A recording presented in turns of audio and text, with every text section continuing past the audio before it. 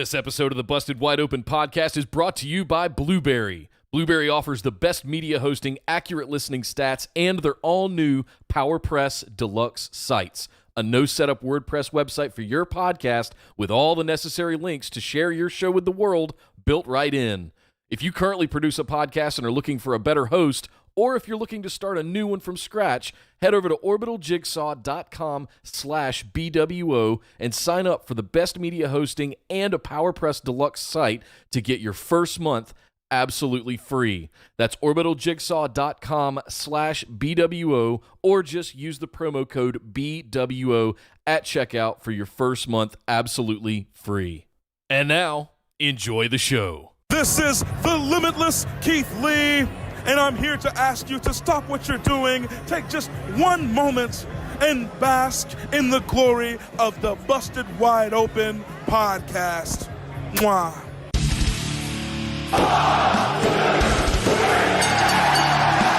You're listening to the Busted Wide Open podcast, dropping the elbow on the hottest topics in sports entertainment and the world of professional wrestling. With your hosts, Nick Howell and Sir Ian Dangerous. Coming to you from the Orbital Jigsaw Network Arena in sunny Southern California.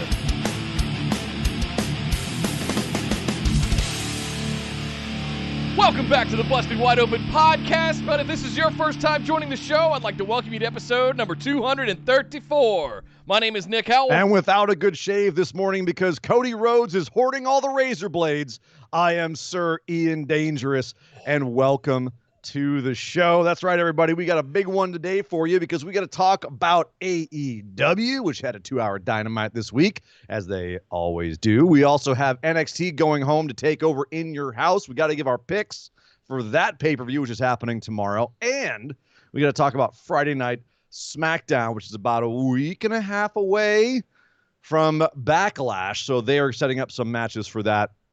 And we had some car flipping stuff over there.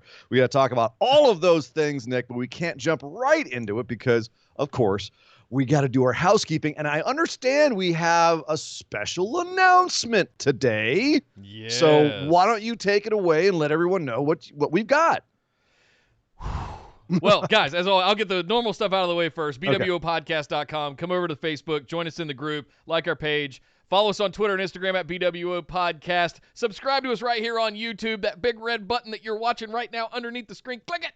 And then click the little bell next to it so you get notified anytime we put up new content, such as our BWO Daily Series. Now 2 weeks in, we're seeing some improvements on the channel from that. We really hope you guys are enjoying that kind of short-form content from us, from you boys at Busted Wide Open. Last but certainly not least, patreon.com/BWO is one of the best ways to support the show if you're interested. You can get access to exclusive reward tiers over there, such as access to the show notes, the ability to ask listener questions for our patron mailbag series, getting to do the Pick'ems, the Patrons Pick'ems Challenge. Oh, yes. For the big 4 pay-per-views. We got SummerSlam SummerSlam's coming, next, baby. Where current champion Robbie RB will be defending his Patrons Pick'ems Championship. Oh, bonus episodes like we did just last night. Yep. Hope you guys enjoyed the draft that we did and building our own federations. If you guys have not gotten to hear it yet, make sure you go and check that out. What a bizarre $10 experience that tier. was. Oh, it was. It was a lot. It was actually a lot of fun. I went back and thought about it more, and I was like, wow, we were really onto some stuff there. So we'll see. Okay. Big announcement time. Yay.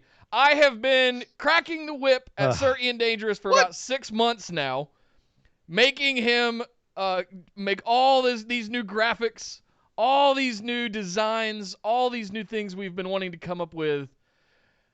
And I'm happy to say, for you all watching live, you're going to get the first crack at it right now. If you scroll down and look in the description below, you'll see merch with a link where you will have the ability to buy merch. Yep. All the new designs are up. All of our new look is up. Check out the store. Click that link in the description down below next to merch. And if you happen to buy something while we're on stream right here, something really freaking cool is going to happen. And I'm not going to spoil it. We're just going to have to wait for the first person to do it. It's cute. Yes. It's really cool. Like, I geek out about it. You geek out about it. I really geek out about it. But yes, the merch store is online. We are working on our Pro Wrestling Tees store. Unfortunately, they were hit during the protests and riots in Chicago this past week, so they are coming back online over the next few days. Then we lump COVID on top of that, and it's just they're behind a little bit over there. Yeah. So bear with us on that. We do have the Stream Elements store online, so make sure you click that link, check it out. And after the show today, I'll be sharing and announcing it publicly. So you guys watching live, congratulations. You get the exclusive first shot at getting some of those new goodies. There is a lot to choose from on that store. So we hope you guys like all the new designs. You can see one of them in Surrey and Dangerous is wearing right now. Yeah. And we're going to have some more for the two of us, hopefully very, very self-promotion. soon. Yeah. So there you go, guys. Long time coming. Thank you all for being patient on the new merch store and the new designs and all of that kind of stuff. But they are up there. They are available. But, Ian, we got to talk about a lot of wrestling today. We do. And we're going to kick things off with All Elite Wrestling. Well, right off the bat, we got to talk about the main event because as announced last week, Cody Rhodes defended his brand new, spanking new, hasn't even been finished, the belt, TNT Championship. And he defended it this week against the winner of the Battle Royale from last week, that being one Jungle Boy, Jack Perry, as Jim Ross is wont to say. And I got to be honest, Nick, I kind of expected like just a straightforward TV match from this. I expected to have, kind of like Cody's Fyter Fest Darby Allin match where it was exciting. It was a good match, but okay, at the end, Cody retains and whoop-de-doo. That's not what we got. Cody basically went, we're doing a pay-per-view grudge match here, and I'm going to bleed everywhere. We're going to go through a table. It's going to be an absolute mayhem. I'm going to go even a little bit heelish. Cody went a little like, not full on poking eyes and anything, but he was a little intense on Jungle Boy. Jungle Boy is definitely playing the baby face here, which makes sense. Of the two of them, Jungle's a little bit more baby-ish. But yeah, Nick, I was taken aback at how hard they went, or Cody in particular went on this match. Do you think it was a good idea? Like, let's leave the whole idea of him blading and bleeding everywhere on the table for a second. Is it a good idea to set it up where the very first match where you're going to be doing a match every week, and we know that I think next week is Mark Quinn is getting a shot at him from Private Party. Every week you're defending it against a young, hungry guy, and you come out the gate with this match? Was that a good idea? Did he set up something like a standard he can't possibly live up to? Or are they going to have to keep finding new ways to make each week's match exciting in a different way? Was this a good idea to have this match be this nuts? I think I'm inclined. My gut wants me to say no, but I loved it. And if there's listen, we've often talked about giving stuff away prior to pay-per-views. We've talked about not doing enough to set up new feuds or go into certain things. I think this was spot on.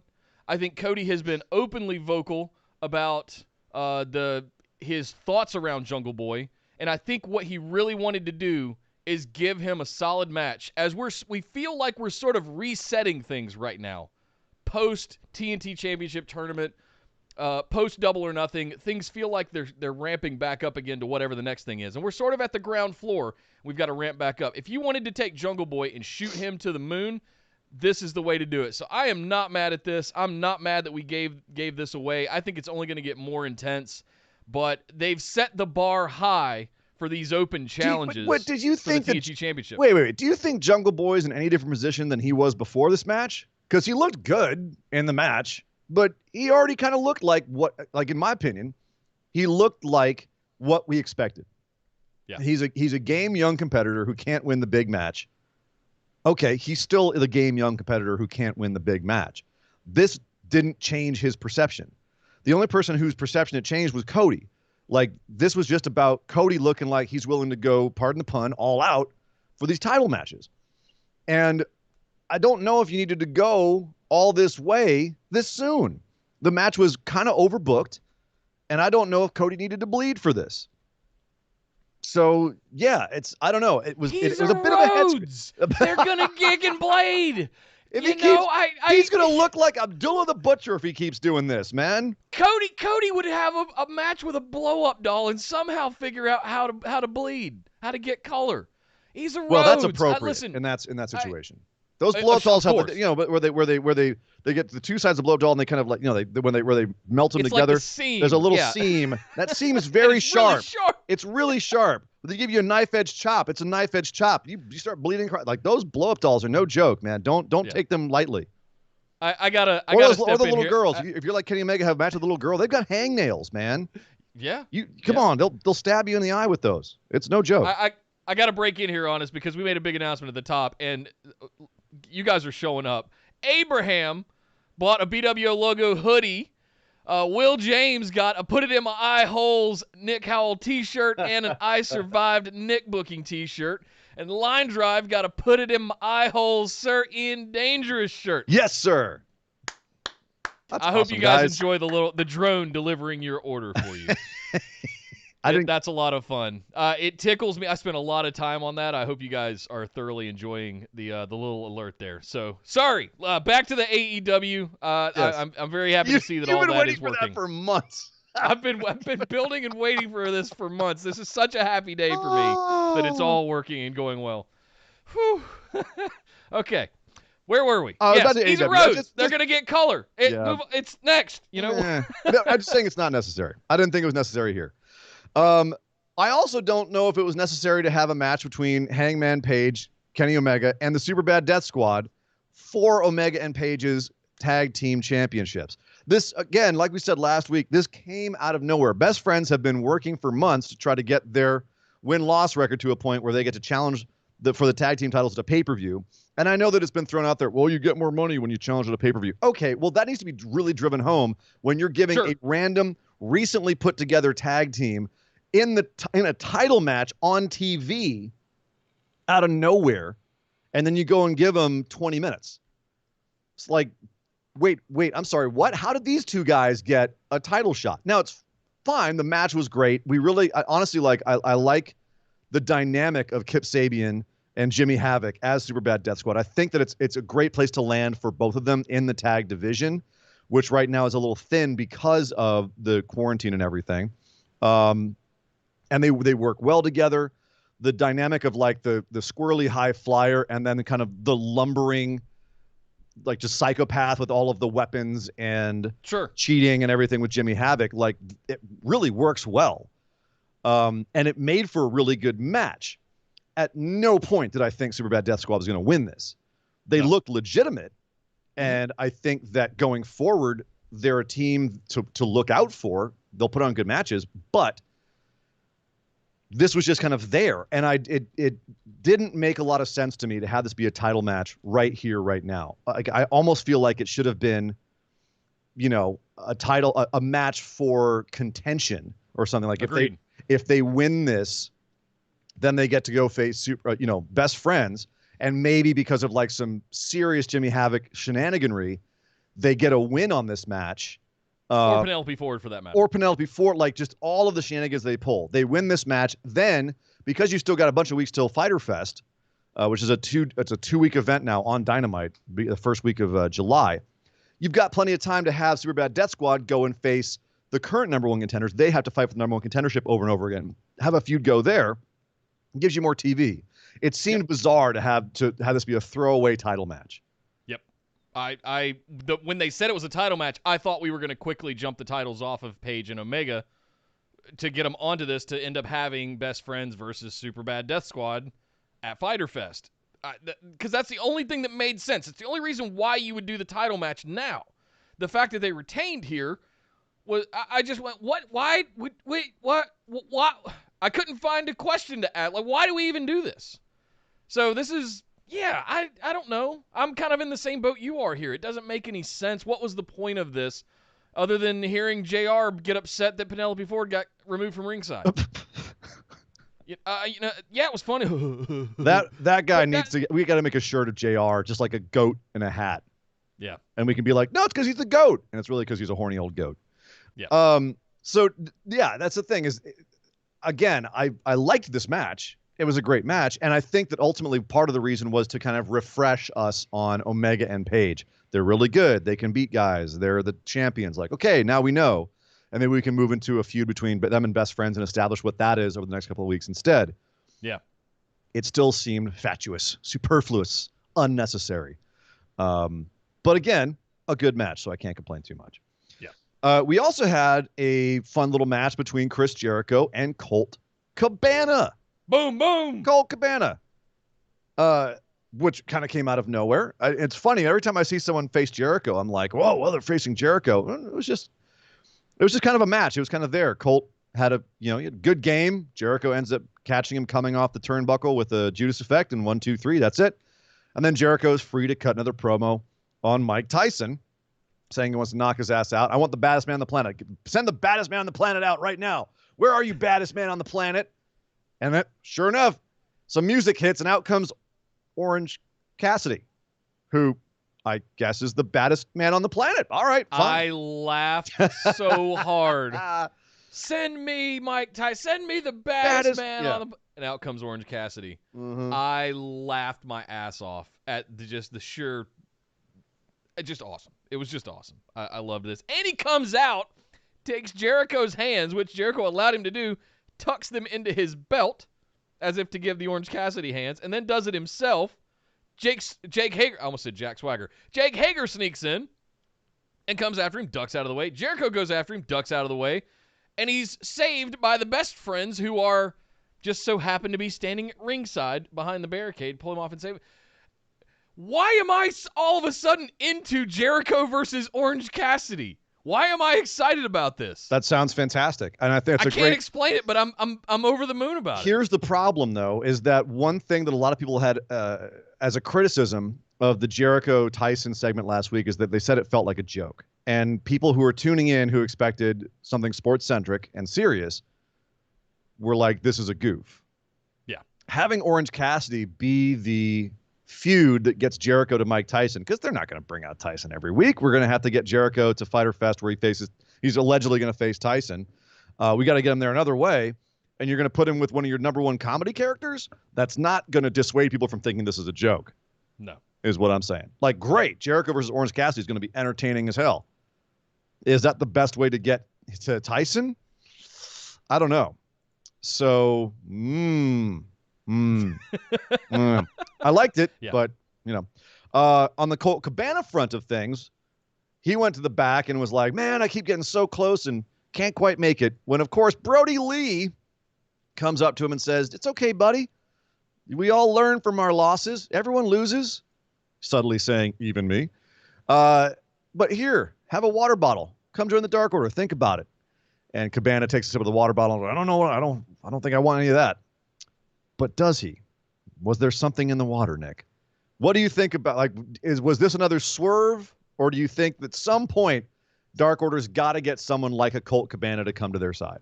I think they've got to get somebody besides Brody Lee that is a name. Well, this is interesting to me. Once they open the Canadian border, they've got Evil Uno and Stu Grayson back. But, until then, I agree, man. They've got to, especially after Brody lost to Mox clean.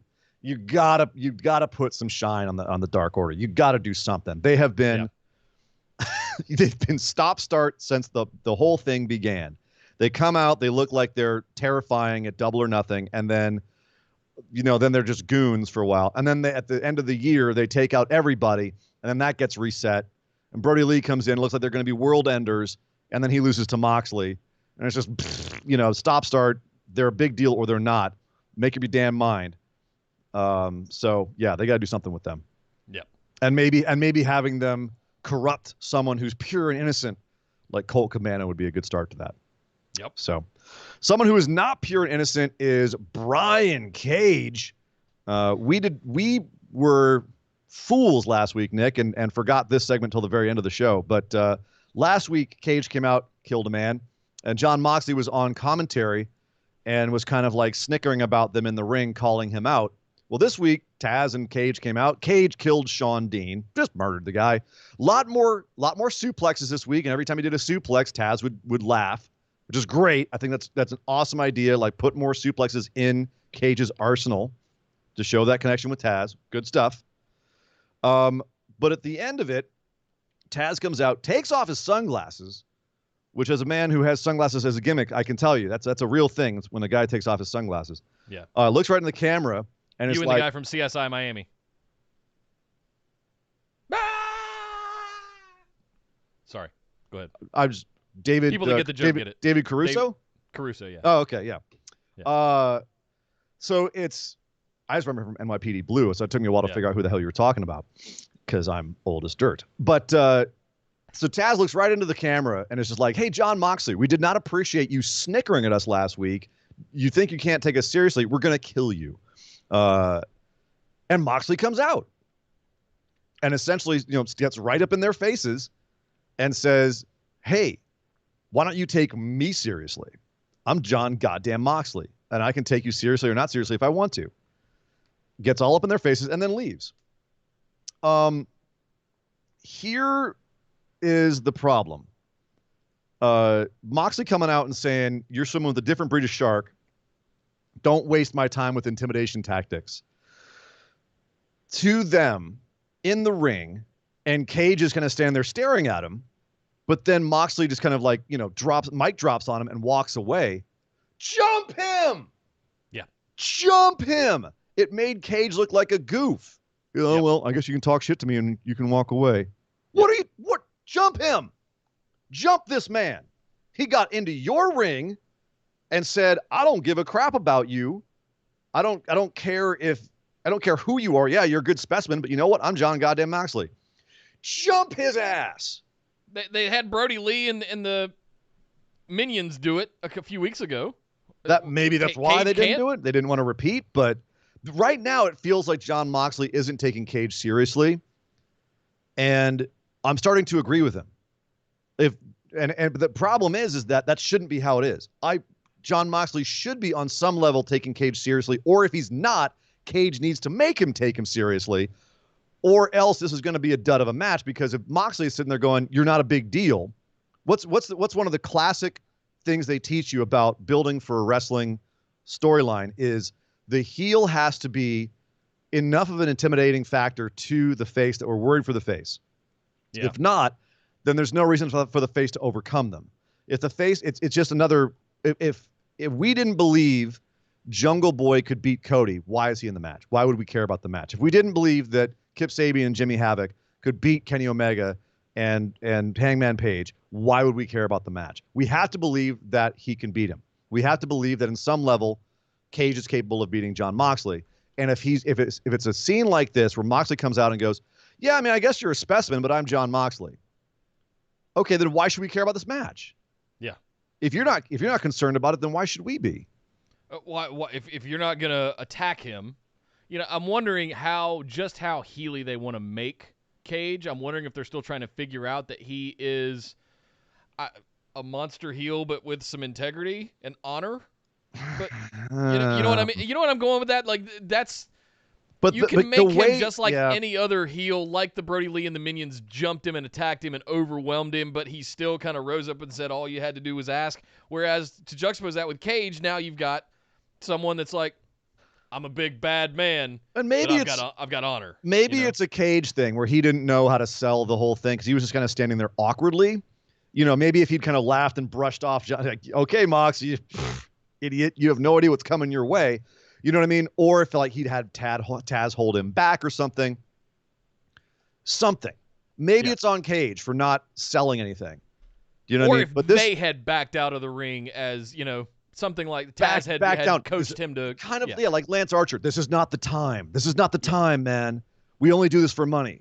Whatever it is, right? Something. This was just nothing. And I was critical of it last week when Moxley was laughing at them.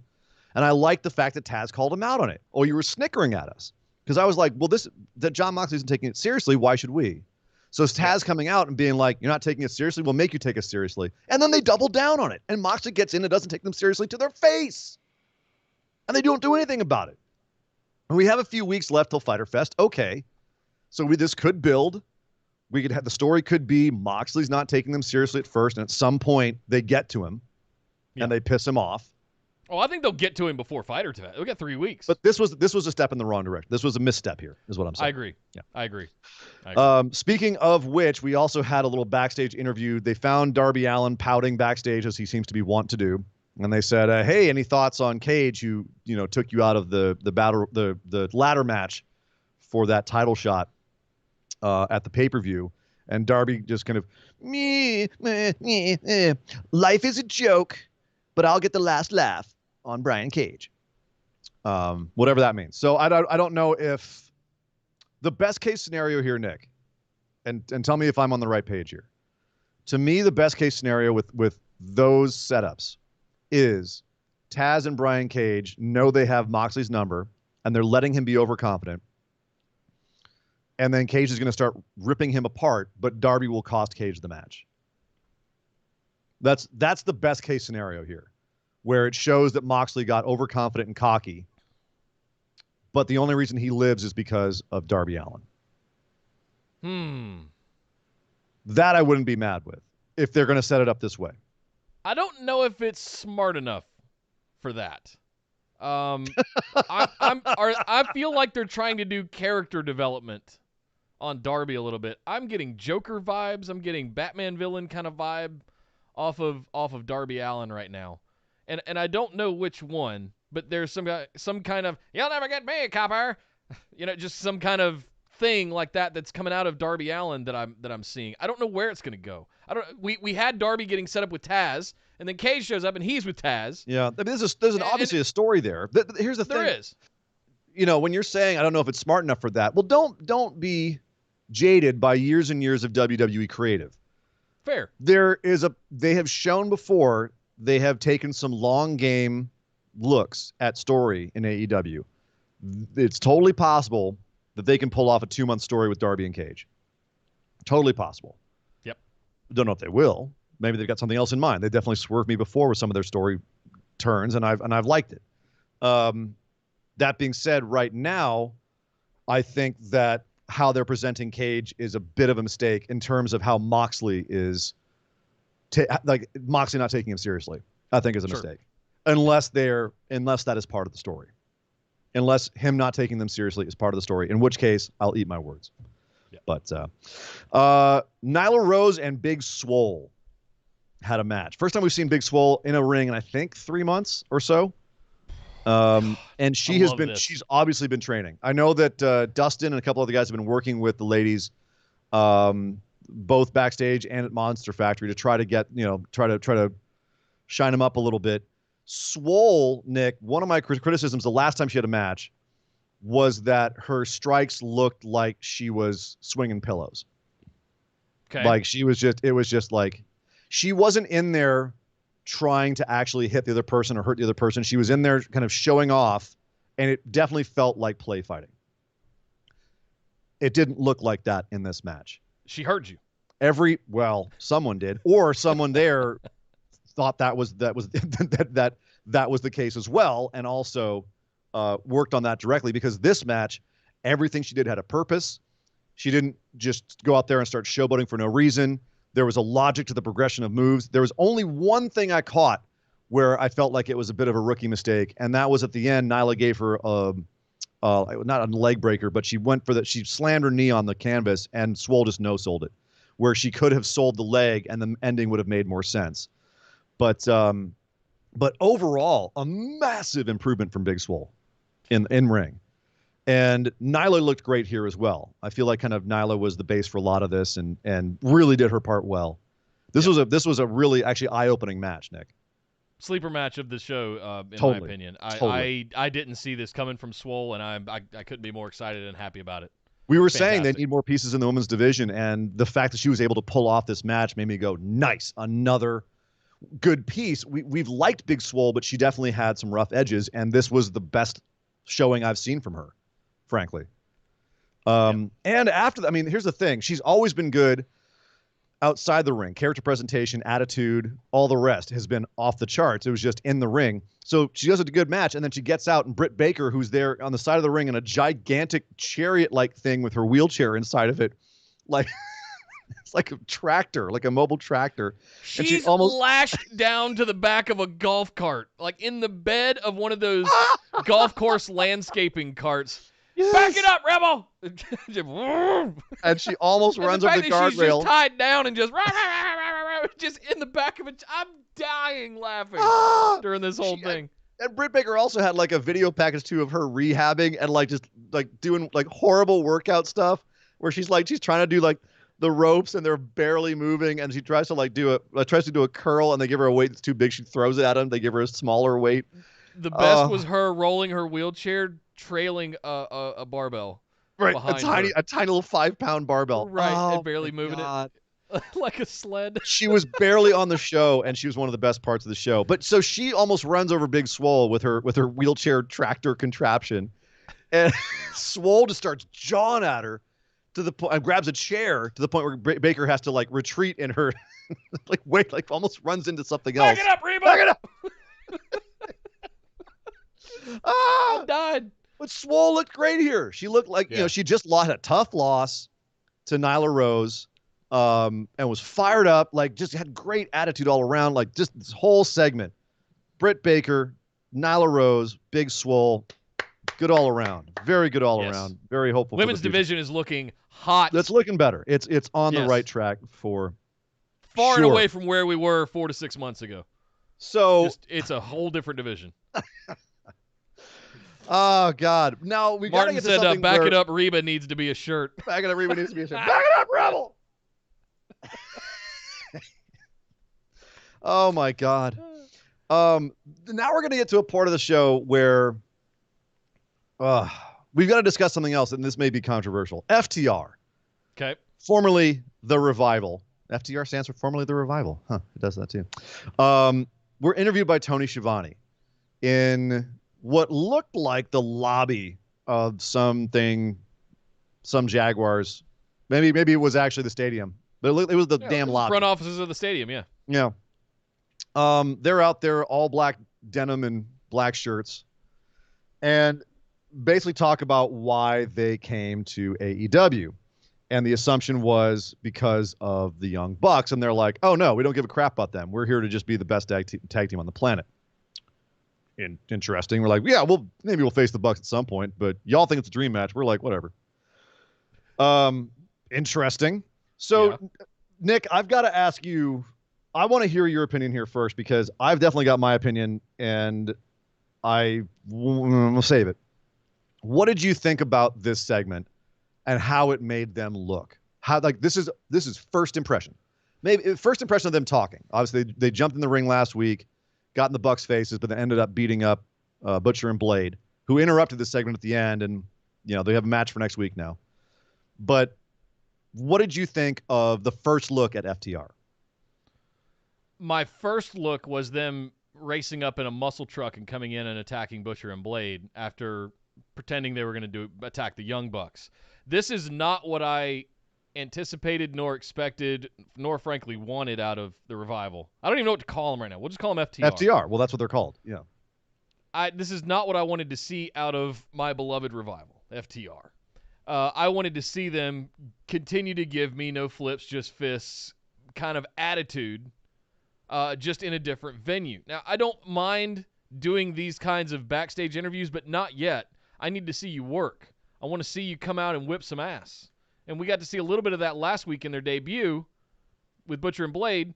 But this sitting down and talking about it, what does FTR mean?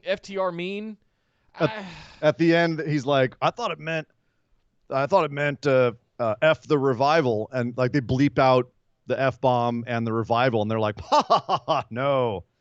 They've said it's F the rest. Like obviously it's open, and it could be, formerly the Revival. We're spending way too much time on what their name is. Doesn't matter. Yeah, really at the end of the day, it doesn't matter. What matters is they have to come across looking like a great tag team. And frankly, here they came across as a little doofy, in my opinion.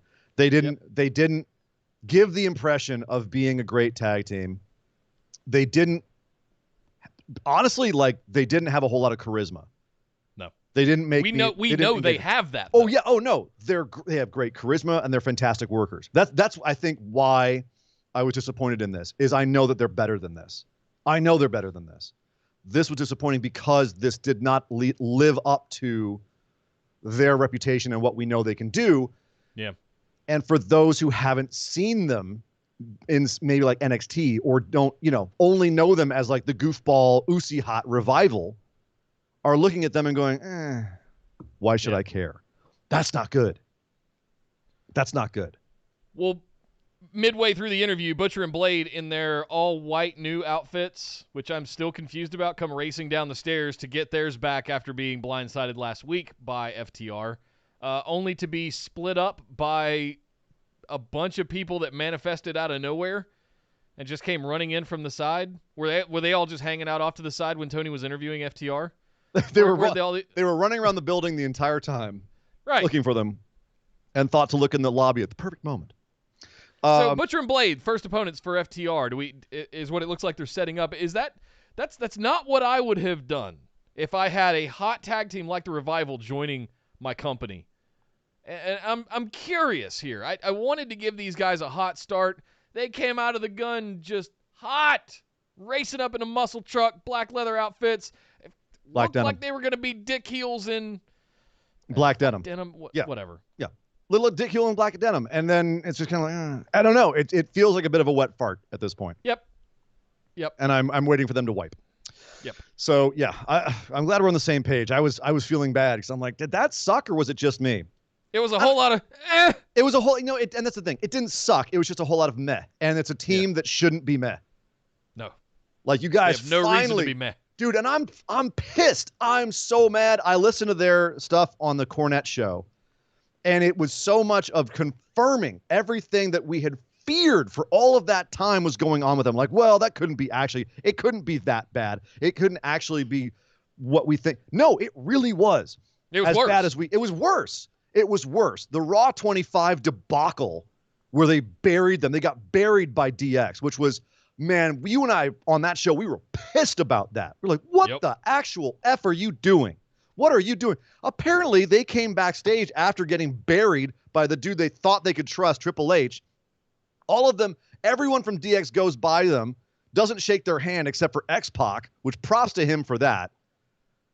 Apparently, the first thing they did when they came back through the curtain was punch the wall, the concrete wall as hard as he could. I don't blame him. That's absolute bullshit. The shit they went through in WWE is complete garbage.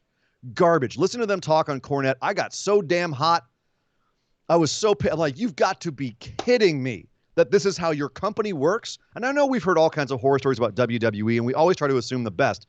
But this was just more of the same. Like, what are you when Vince is apologizing to you and saying that the system is broken? Vince, it's your goddamn system. But the problem is that then they show up here on AEW and you're like, you're finally free, guys. Come out and look cool. And they didn't, and it's disappointing. So very disappointing. And listen, I take things with a grain of salt when I hear it coming from Cornette, but Cornette wasn't telling this story. They were telling this story. Oh, yeah. Cornette was just there. Cornette can get the names. He was just giving some color laughs because he knows. Oh, he knows. Some of the stuff they talked about Pritchard not knowing when their contracts were going to end. And he just died. He just died. Right. Yeah. He's like, yeah. We call him the Artful Dodger at one point. Like, oh, God. Great. By the way, everyone, go whatever your thoughts on Cornette, like, this is one you can listen to. Cornette doesn't jump in too much. Like, it's just good to hear what they went through. It's insane. But again, here they are, and it's honestly, I'm worried. It's not they will be fine, Nick. They'll be fine, just to clarify, but not off to the best start. Not off to the start that I wanted. No. Someone who's changing direction, who just got to AEW and has been gangbusters so far, is Matt Hardy, and he showed up as what was it? Be like classic Matt Hardy gimmick. Yeah, it was like his singles run there for a bit with Edge. It wasn't version 1.0, but it was something like that. It was like mid-career Hardy, early. Yeah, it was 2006 Edge and Lita and Hardy. Yeah, kind of look. He was backstage. He found Private Party, and said he was there to be helpful to them and like, hey, you guys, how you feeling after last week where you had that match? Like, sorry it went the way that it did. How's your knee? Okay, cool. Well, hey, I'm here if you guys want to bounce any ideas off me. I just want to be a support, role model, mentor, etc. I get a lot of vibes off of you guys, like we were back brother. today. Cool. And they bounced some stuff off him. He was like, okay, very cool, guys. I'll talk to you soon. And then he took off to the hallway and passed Sammy Guevara, who was wheeling around on his little knee scooter. And he was like, hey, Sammy, good game last week. All the respect. And then he walks off, and Sammy just kind of gives him a look like, what's that? What was that? The hell? So this is interesting. Matt Hardy, no Damascus. We've now got another version of Matt Hardy running around backstage being mentor Matt Hardy. What? Huh? What is this? Do you think he's going to be like, okay, so here's one possibility, Nick, and let me see how this strikes you. Matt Hardy is the manager / guy who's coaching Private Party.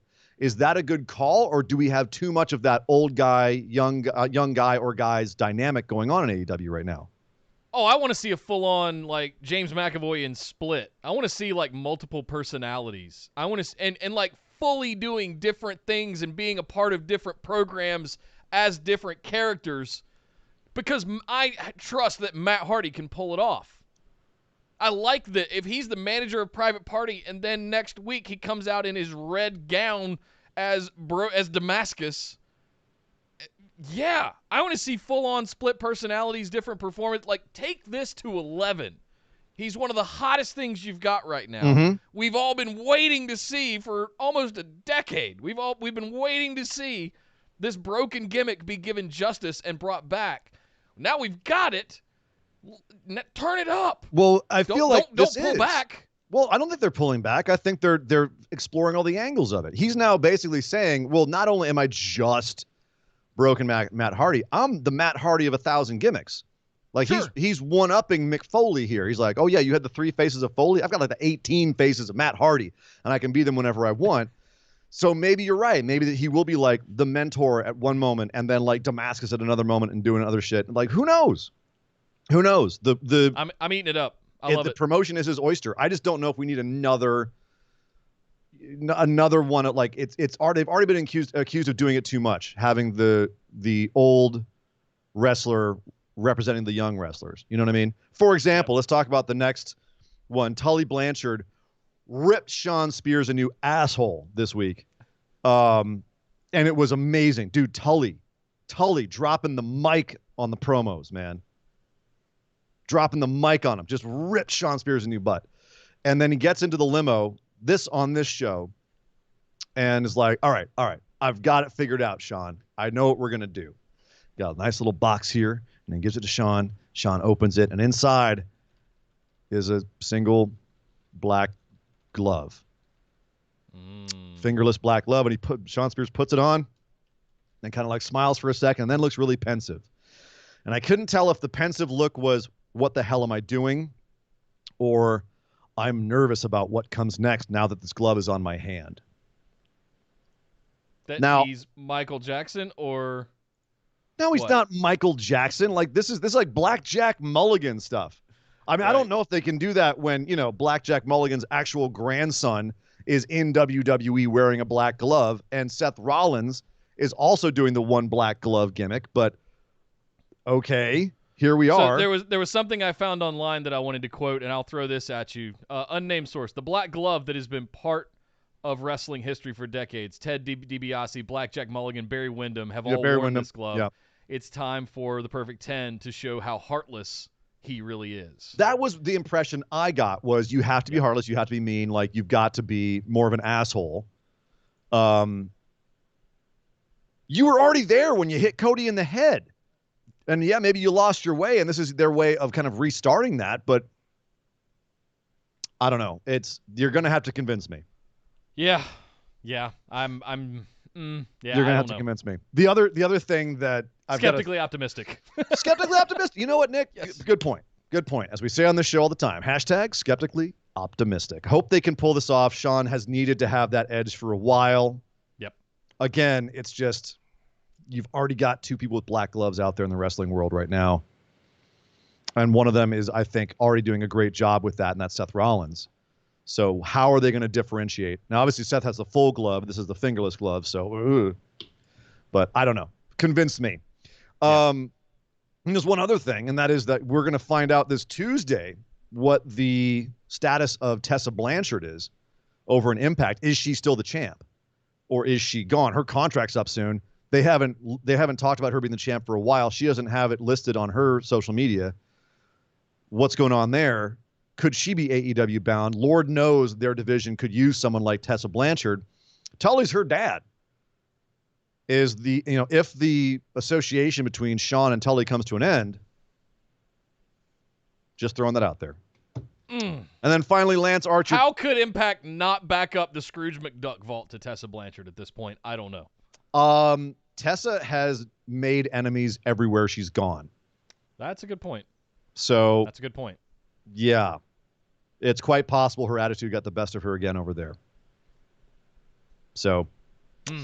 Yeah, I don't know. It remains to be seen. There's a lot with that story that I'm currently speculating on, but I'm not, don't have any information on yet. Yeah.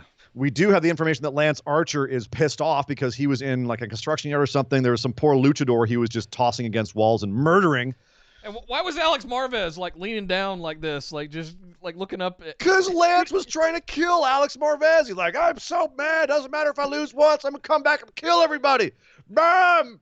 Everybody dies, and he walks off. And Jake the Snake is like holding Alex Marvez, like, man, I'm so sorry. Yeah, you caught him at a bad time. That was great stuff. Looks like Lance Archer's back on track. I loved Jake being kind of like a bit scared of him too. It really sold that Lance is terrifying. So this was a great little bit too. Very, very simple, very effective, good stuff. Yes. So that is AEW, Nick. That is wrapped up. Which. Man, we got to talk. We got a lot of things to talk about over at NXT because they got a pay-per-view coming up this weekend. So, Nick, let's head over and discuss NXT.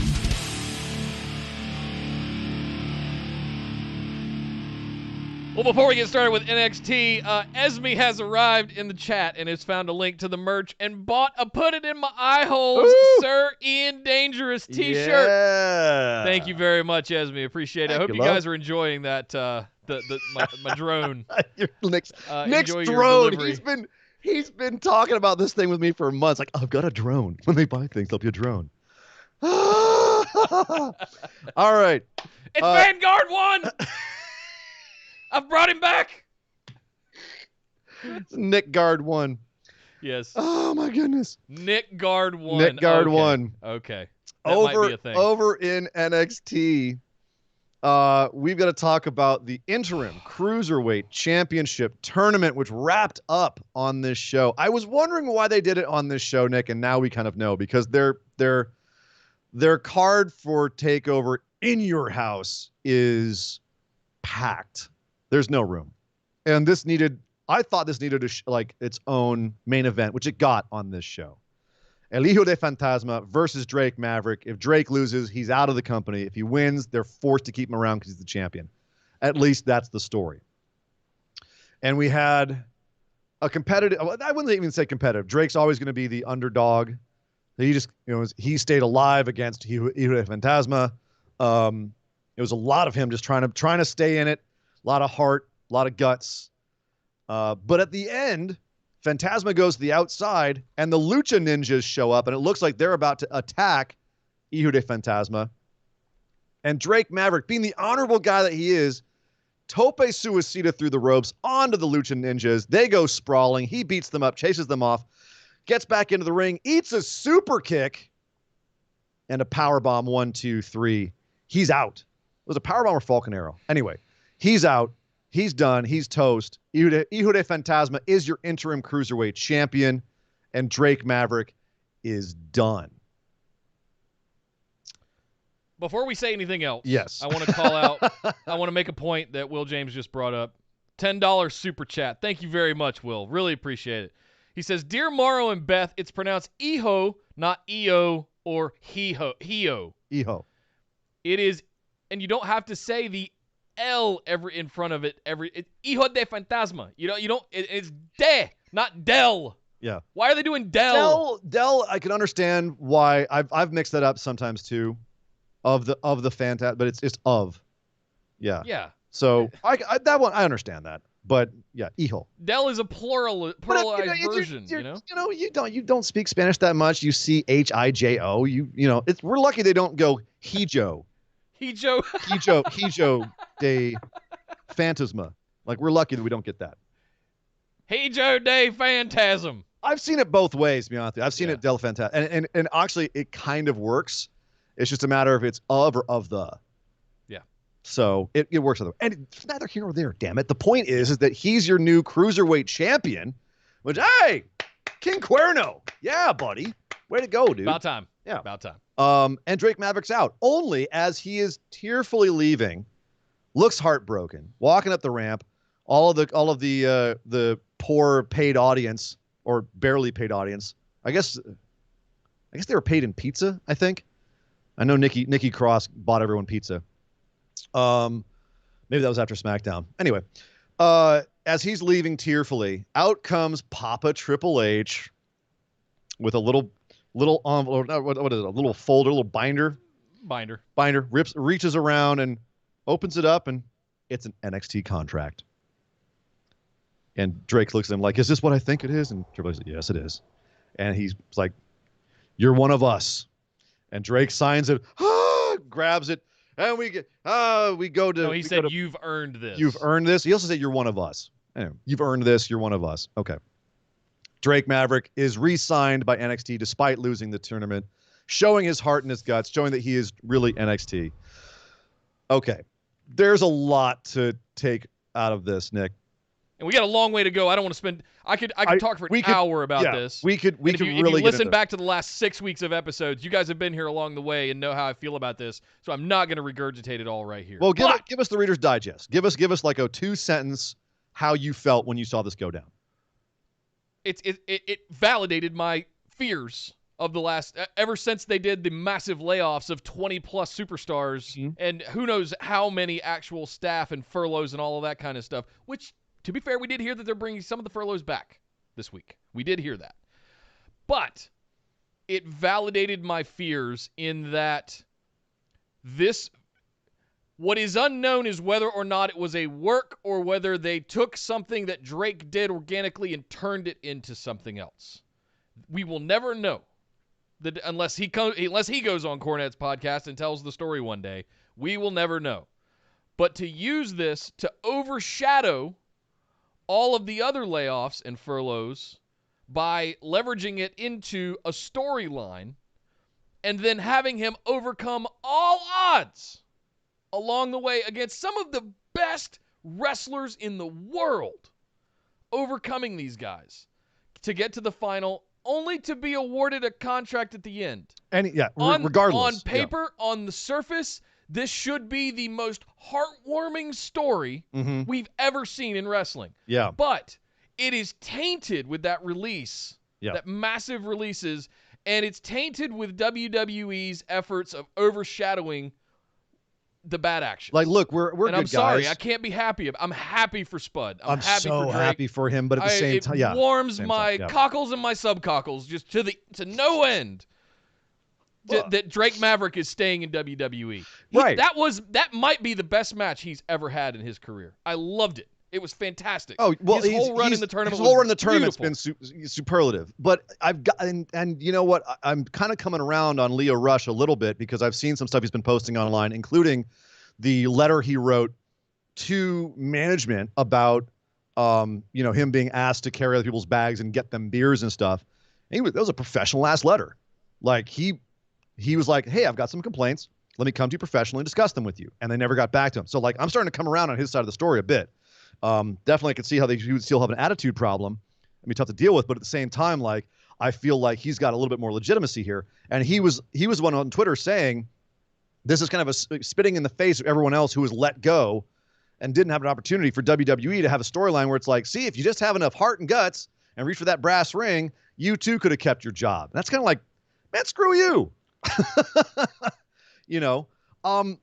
I think the one way they could have played this that might have worked out better is instead of just arbitrarily giving him the contract right then, have him walk out, leave. He's done.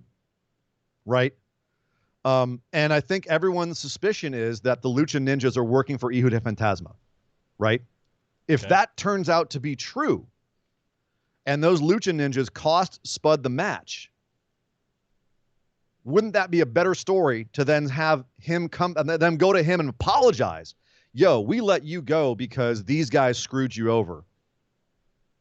Come back, you're going to get another shot at getting your contract back. And then he works to get his contract back. It becomes a story about how he got screwed out of his contract and not how magnanimous WWE is by saying, you showed so much heart and guts, let's just give you a contract just because, we're good people. You see what I mean? I do. There's another way they could have done this, and I think that would have been better. It would have been better, but it still wouldn't have undone the God, I can't. No, but it would have been better. I can't get past my own thoughts here. I want to be so happy for Drake. Congratulations, Phantasma. I am over the moon about you being in NXT. You're kind of a perfect fit for it. You're the hot new luchador that we've been waiting for some time. I think you're going to do great things. I'm happy you're Cruiserweight champion, but I cannot not just ruminate constantly. I can't get past it on my own. And that's the thing, Nick. If it was out of context of all of those other firings, this storyline was fantastic, and Drake genuinely knocked it out of the park. And it was hard, even with that context in my mind, to not get emotionally drawn into his story because he did it so well. It was so good. It was so good. And honestly, this moment in front of an actual crowd would have been absolutely lights out. One of the best moments of his career. Yeah. He was screaming again. He was crying again, not to tap out and all that. Just the stuff that really put him over throughout the tournament. And it was this whole run of his. Yeah. I can't. I'm repeating myself now. Yeah. All right. So we're on the same page with that. But as you said, we have a lot to get to. We have a lot to get to. We've made it clear how we feel about that. Yes. The best of times, the worst of times with Drake Maverick. But just, happy he's got the contract. We'll see where he goes next. We'll see what they do with him. It's also interesting what they're doing with the women's division because there's a lot of stuff going on here. You had Candice LeRae versus Mia Yim to open the show. And they start off having a pretty nice knockdown, drag-out match, beating the crap out of each other. Mia Yim wheelbarrowing Candice into the barricades outside, all kinds. They brawled so much outside, they got counted out. And they kept brawling, and they brawled up the ramp. And when they got to the top of the ramp, all of a sudden, out comes Tegan Nox to help Mia Yim. Well, then out comes Dakota Kai and Raquel Gonzalez, and then out comes Shotzi Blackheart. We have a huge women's brawl at the top of the ramp. And then Johnny Gargano comes out to help Candice fight off Mia. Well, because of Johnny's out there, Keith Lee comes out there to defend his girl, Mia Yim. And then all four of them roll back into the ring, and we've got a mixed tag while the other women go shuffle off into the backstage area. And then we have a mixed tag between Gargano, who's still in his street clothes, because Regal just made the match on the spur of the moment, which was a great, great little bit, versus Keith and Mia. And this was a fun little match, too, where you got our first really genuine look at Candice and Johnny working together as a heel team. And Johnny just being an absolute squirrely little scumbag, where his street clothes actually helped him because Keith Lee gets him up and Johnny's on his back and he gets his car keys out of his pocket and stabs Keith in the eye with his car keys, which and then gets the roll-up win and then scampers off and leaves Keith and Mia pissed off in the ring. One of my favorite shots with Keith Lee pressing Johnny Gargano in the air and little Candice LeRae hanging on the back of Keith Lee. Just like a little fly, just like... He's so big compared to Johnny. It's absolutely a hilarious juxtaposition of body sizes. He's humans. Bigger than Johnny and Candice combined. It's like they're both see it in that picture. They're like the size of his legs. It's amazing. I also love... Johnny goes into his pocket to get his keys out, and his wallet goes flying. The ref snags the wallet and never gives it back to him. Johnny got robbed in the middle. Johnny robbed Keith, and Johnny got robbed by the ref. It was great. Okay, so this is all setting up. All of this is setting up the fact that we have a 3-on-3 women's match. Mia, it's going to be Mia and Tegan and Shotzi versus Raquel and Dakota and Candice in a women's tag match. And, of course, Johnny Gargano is challenging Keith Lee for the North American Championship. Lots of good stuff. This is all set up for that. Nothing really more to add, Nick, other than what did you think about Johnny and Candice's heels? Like, we were kind of down on them. Was this a better look for them? More of the same, but I'm warming up to it, so to speak. What I'm scared, like, I like when there's interweaving storylines like this, What I'm fearful, this seems to be going a lot better than what was happening at the top of the card of the last couple of months between Velveteen Dream and Adam Cole and the rest of UE, and then other people were involved. You had Priest in there. Now you've got Dexter Lumis in there and all kinds of stuff going on. That felt like a mess. This feels a little more organic for some reason that I can't describe. So yeah, we end up with a couple of we got a 6-woman tag match happening at In Your House. We've got Johnny Gargano going for the championship against Keith Lee. Somehow does he get that off of Keith Lee after all this time? That'll be interesting to see. But yeah, I'm as far as their heel turns go, it is what it is. I'm still not over the moon about it. I still feel like Johnny Gargano should still be Johnny Wrestling. It was getting old. It was getting old. It was, but not like this. I'm liking this better than I did before. I thought like scumbag Johnny in his stupid white outfit with, just the sneering way he's like, I'm not going to get in there and fight you, Mia. I'm look at me. I'm in my street clothes. Like just a lot of his mannerisms, it was all growing on me. They're feeling more comfortable in it. You know what I mean? So it was a good look. Also a good look. We had a surprise return. We were having a triple threat tag match for the #1 tag team contendership. Undisputed Era, of course, versus Birch and Lorcan versus Breezango. What? What? Apparently, Fandango just said he wasn't going to undergo surgery for his elbow and wanted to try and fix it with physical therapy, so he was able to come back in 6 months instead of 9. Nicely done, sir. Welcome back. And he just went all out. That dude was like, you could tell he was happy to be off the couch. Yep.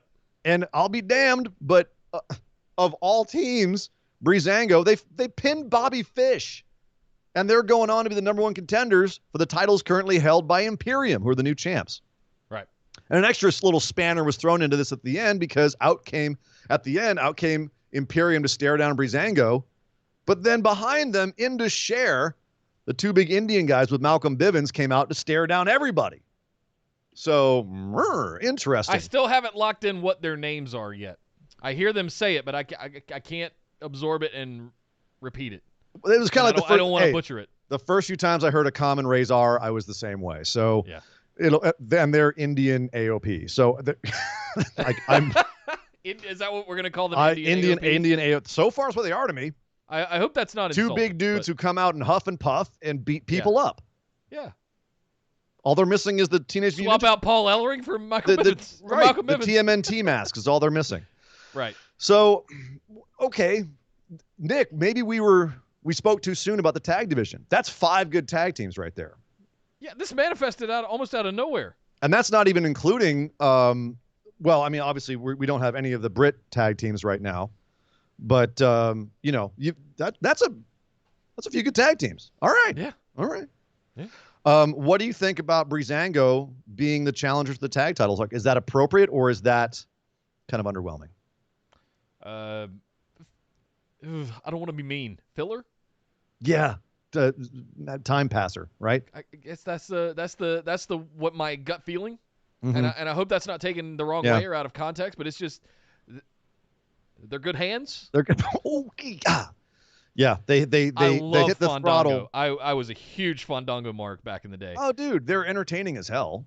I mean, and we had Fashion Police. We both loved that. They're fantastic. Their chemistry is amazing. Fandango still does some crazy shit in the ring. Even though he's getting up there. Esme in the chat is getting really mad at us for calling them filler and good hands. Uh-oh. Esme, I'm sorry, but here's the problem. That's what they've been established as, permanent mid-carders. And it's partly because Fandango's been injured constantly, and Breezango, aside from that, is very rarely doing anything, maybe like once in a while on 205 Live. He mostly lives on up, up, down, down. Yeah. They're basically the comic Birch and Lorcan. They're just there. Yeah. They're going to entertain you. Like Birch and Lorcan, I'm always looking forward to their matches if they're going to beat somebody up.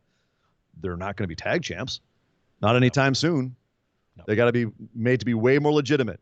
So, yeah, Indus Sher is going to get the tag champions before Breezango. Unless they decide to just reward them for years of service. But, Imperium feels more legitimate as a tag team champions than they do. It's just Kyle with the $5 super chat says, so happy Breezango is back. They were missing the missing ingredient in NXT. They were the great comic relief, but serious act that breaks things up. I agree. That's how I feel. That's a great way to put it, Kyle. They're a great act. They are a great act. They're fun. They're funny. They both can work their asses off in the ring. But until they get on a run, I don't see them putting the belts on them. Yeah. Prove me wrong. I would love to be wrong. I would absolutely love to be just popped in the mouth with them being champions. Yep. Until it happens, I stand on my case. Yep. Let's tear through the rest of NXT here, Nick. We had Tony Nese and Swerve Scott have a very solid, very physical match. Even with some interference by Jack Gallagher, Swerve Scott picks up the win. He went and faced Jack Gallagher on 205 Live. I like the fact that these three guys are now circling each other after the Cruiserweight tournament. There's more storyline they got out of that tournament. Story out of a tournament, yes. Beautiful. Mwah. That's why you have tournaments. That's why I'm glad they're doing more and more tournaments. It's fantastic. Cameron Grimes got a win over Bronson Reed. I gotta give props to both these guys in this match. Yeah. They made each other look good. Cameron got the win. I know they're really high on Cameron right now, but I love you and I both love Jonah Rock. We love us some Bronson Reed. So it was nice to see him and look good in this match. I have a question for you, Sir and Dangerous. Yeah. Cameron Grimes has been on a tear. Yes, he has. He beat Finn Balor. Yep. Beat Damien Priest. Yep. He's beating everybody. He is winning. He has no match tomorrow. No, he doesn't. It's not time yet. It's not time. Okay. It's not time. Okay. I just want to throw that out there. He's one of those heels where the more he wins, the more goddamn obnoxious he is. And if the second we get crowds back, remember how hot they hated him. They hate Cameron Grimes. Oh, and the more he wins, the more people when they come back are going to be like, you son of a bitch. Yeah, keep him hot. It's great. His time is coming. Indeed. There's no room yet, but his time is coming. Robert Stone is trying to move on from Chelsea Green. She dumped him last week, dumped his services, and now he's going back to Aaliyah, who he initially had said, nah, I don't need you.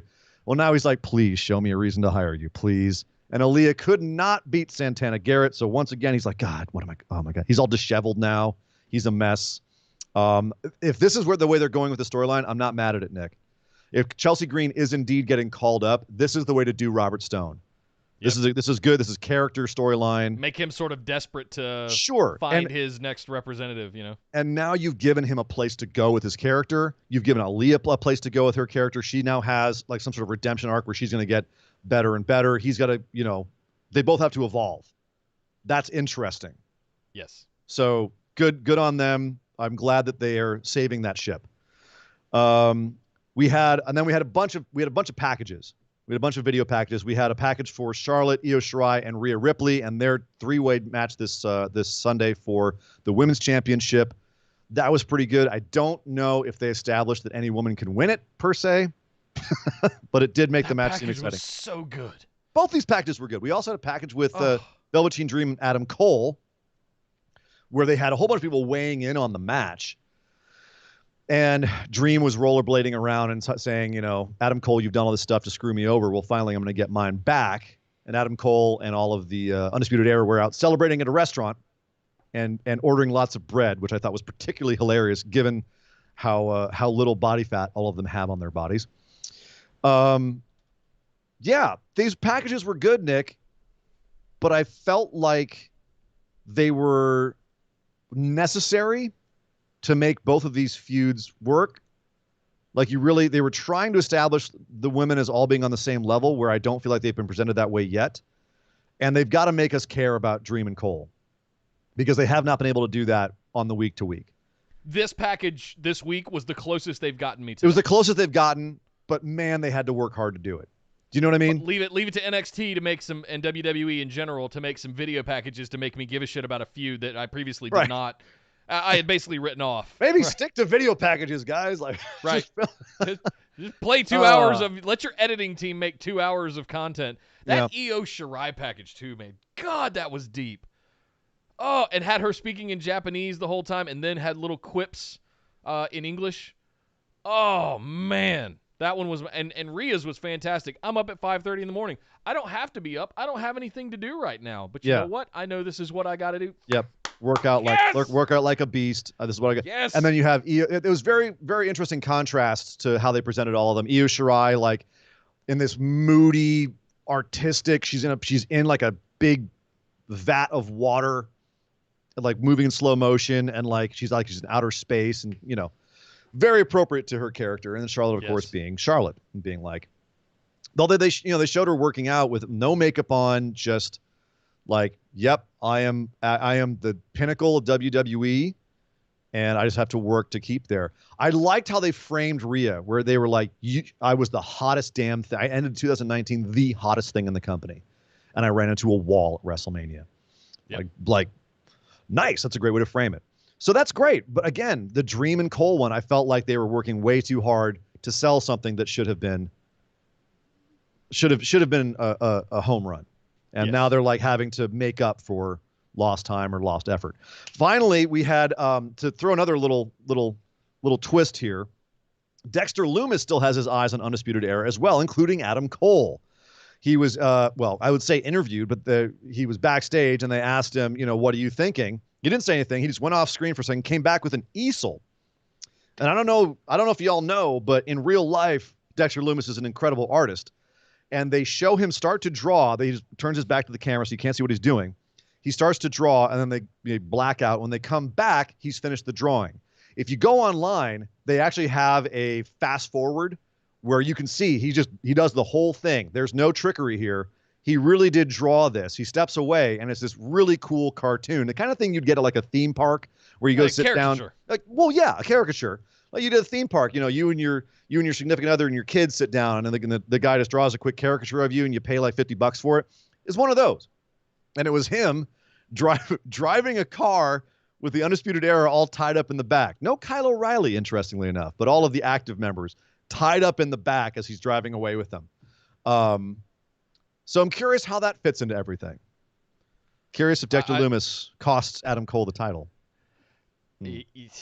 Yeah, and can I just give a little hat tip to Kyle O'Reilly with a big beard and a hat?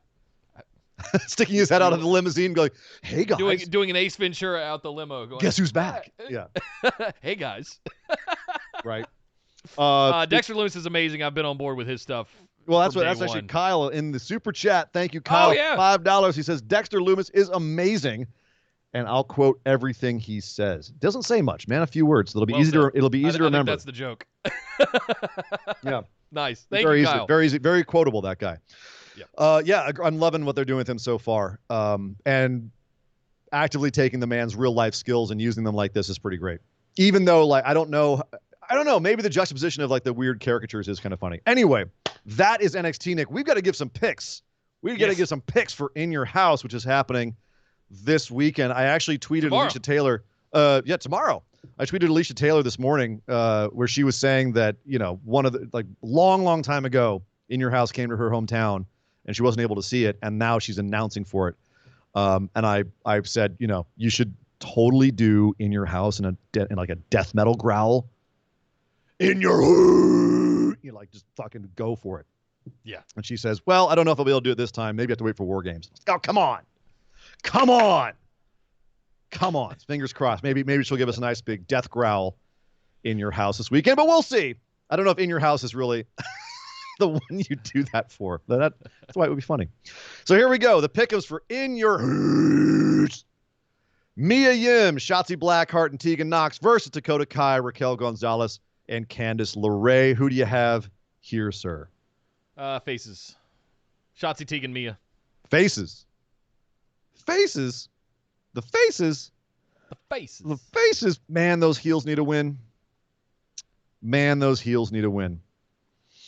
The thing here is I feel like it'll be the opposite of how it goes in the Keith Lee-Johnny Gargano match.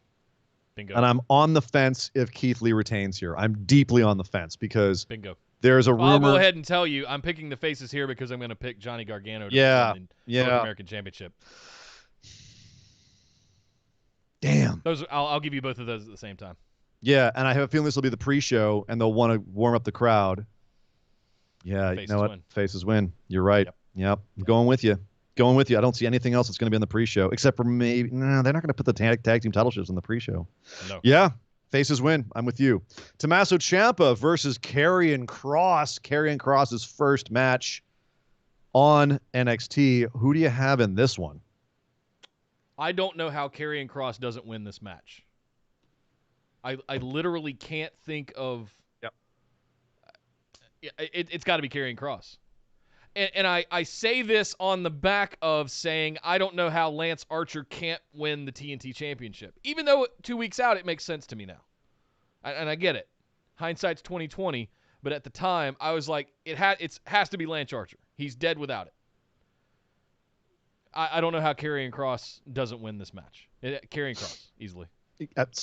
No question. You took the words out of my mouth. There's no way he doesn't win this match. It's his debut match. They're obviously insanely high on him. Yeah. There's no way he doesn't win this. Finn Balor versus Damien Priest.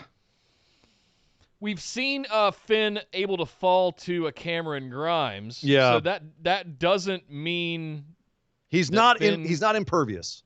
Exactly. But I think Finn Balor's going to win here. Yeah, same. Finn, again, because he's just lost to Cameron Grimes, because he's just been kind of floating around since he came back to NXT, which I never thought I would say. Finn Balor came to NXT, and he's just floating around doing nothing. What? He was doing something with Walter. They even brought back the Prince. It went over like gangbusters. Yeah. Awesome. He was doing something with Walter, did a program with Walter, and then all of this hit, and then that went away. This Damien Priest feud feels like time filler. Yeah, this has to be Finn. Finn's got to get some. He's got to get some wins here, and then afterwards go on to challenge whoever's the champ, which we'll get to in a second. Breezango versus Imperium for the NXT Tag Team titles. Wouldn't be surprised to turn into a 3-way into Cher, but for right now, it's being it's a straight up one-on-one match. Who do you have this? Imperium. You and I have yet to disagree, Nick. I don't see any way that Imperium drops them this quickly. I don't see any way that they just put them on them. There's no way. Keith Lee. The only logic I could make out of that is that Walter's not available. Imperium feels splintered, admittedly. But yeah, it's not going to be Breezango. Yeah. Keith Lee versus Johnny Gargano for the North American Championship. I think we're on the same page here as well, sir. 1, 2, 3. Johnny Gargano. Yep. I have a feeling this might be the one pay-per-view that we've ever done that we agree on everything.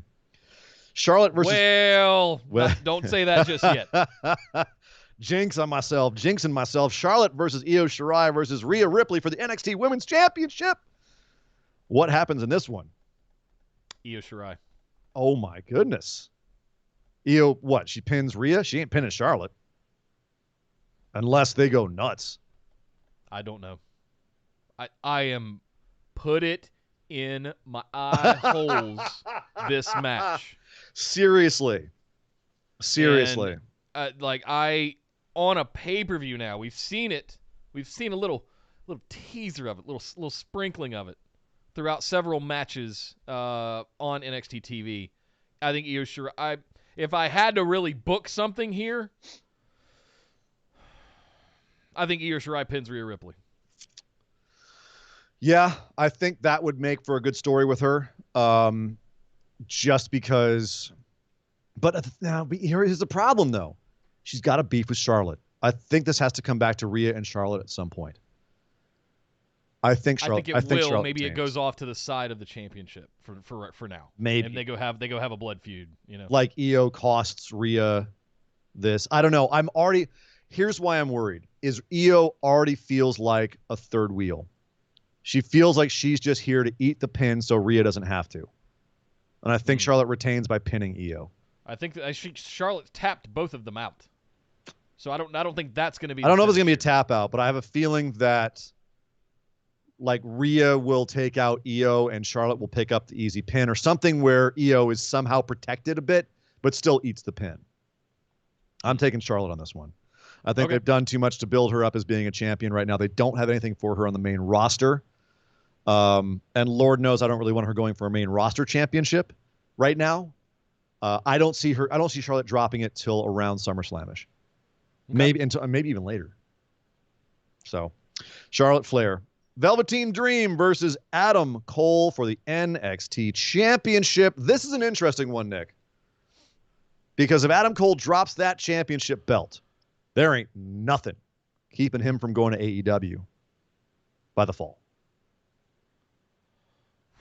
Dream or Cole, who do you have? Where did it go? I lost it. There it is. It was hiding behind the can. Oh, you getting your nerd dice? Your 20-sided nerd die? Yeah, okay. That was a pretty confident roll. That was a 17. All right. Velveteen Dream.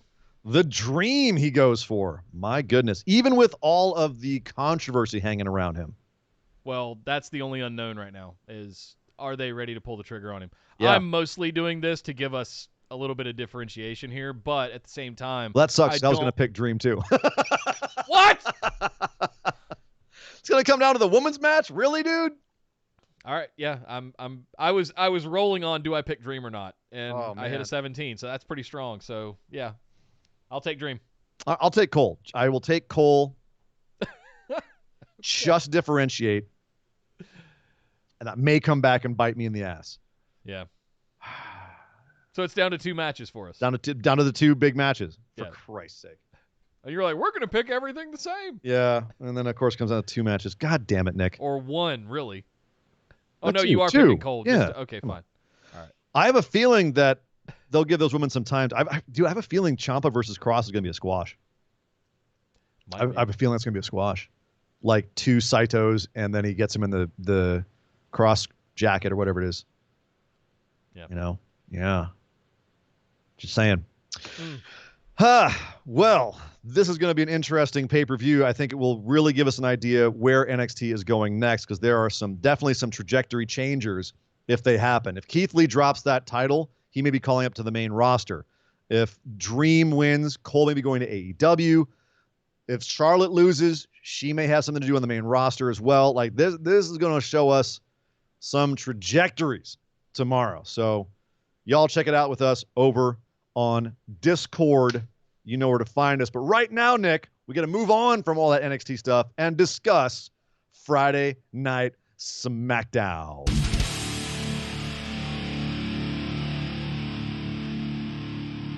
We're going to kick things off with what happened at the end today. At the end of the show, we had a women's tag team championship match between Alexa Bliss and Nikki Cross and Bayley and Sasha Banks. Yes. Okay. All right. All right. They set it up last week.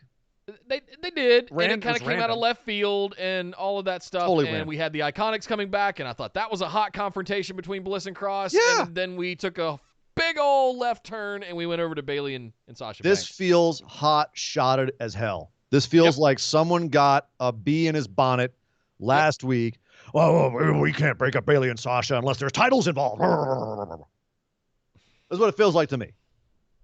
But like it was a really good match. It was a really good match. I'm finding a hard time critiquing anything other than the logic.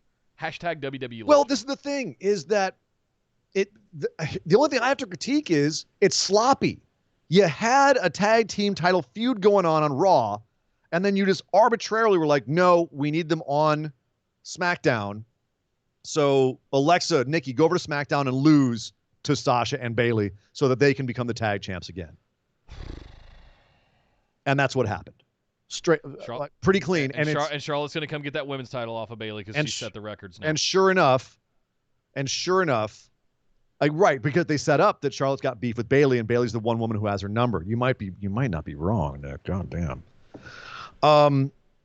But as you would expect, Sasha Banks saves Bayley's ass. Bayley gets overconfident, almost loses the whole thing for them. Sasha ends up tagging herself in and getting a crucifix pin, surprise win on Nikki Cross, as you would expect. And they are the tag team champs, and they celebrate. And the celebration was hilarious. Bayley did an awesome, really obnoxious heel celebration.